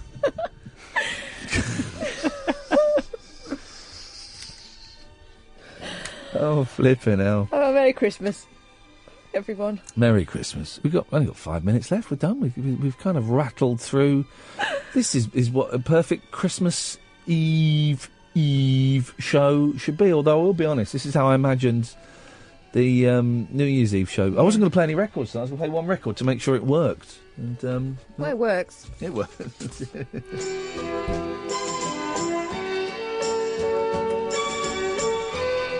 I'll have more beds with me. I'll bring the Tijuana brass and all of that. In fact, it'll all be...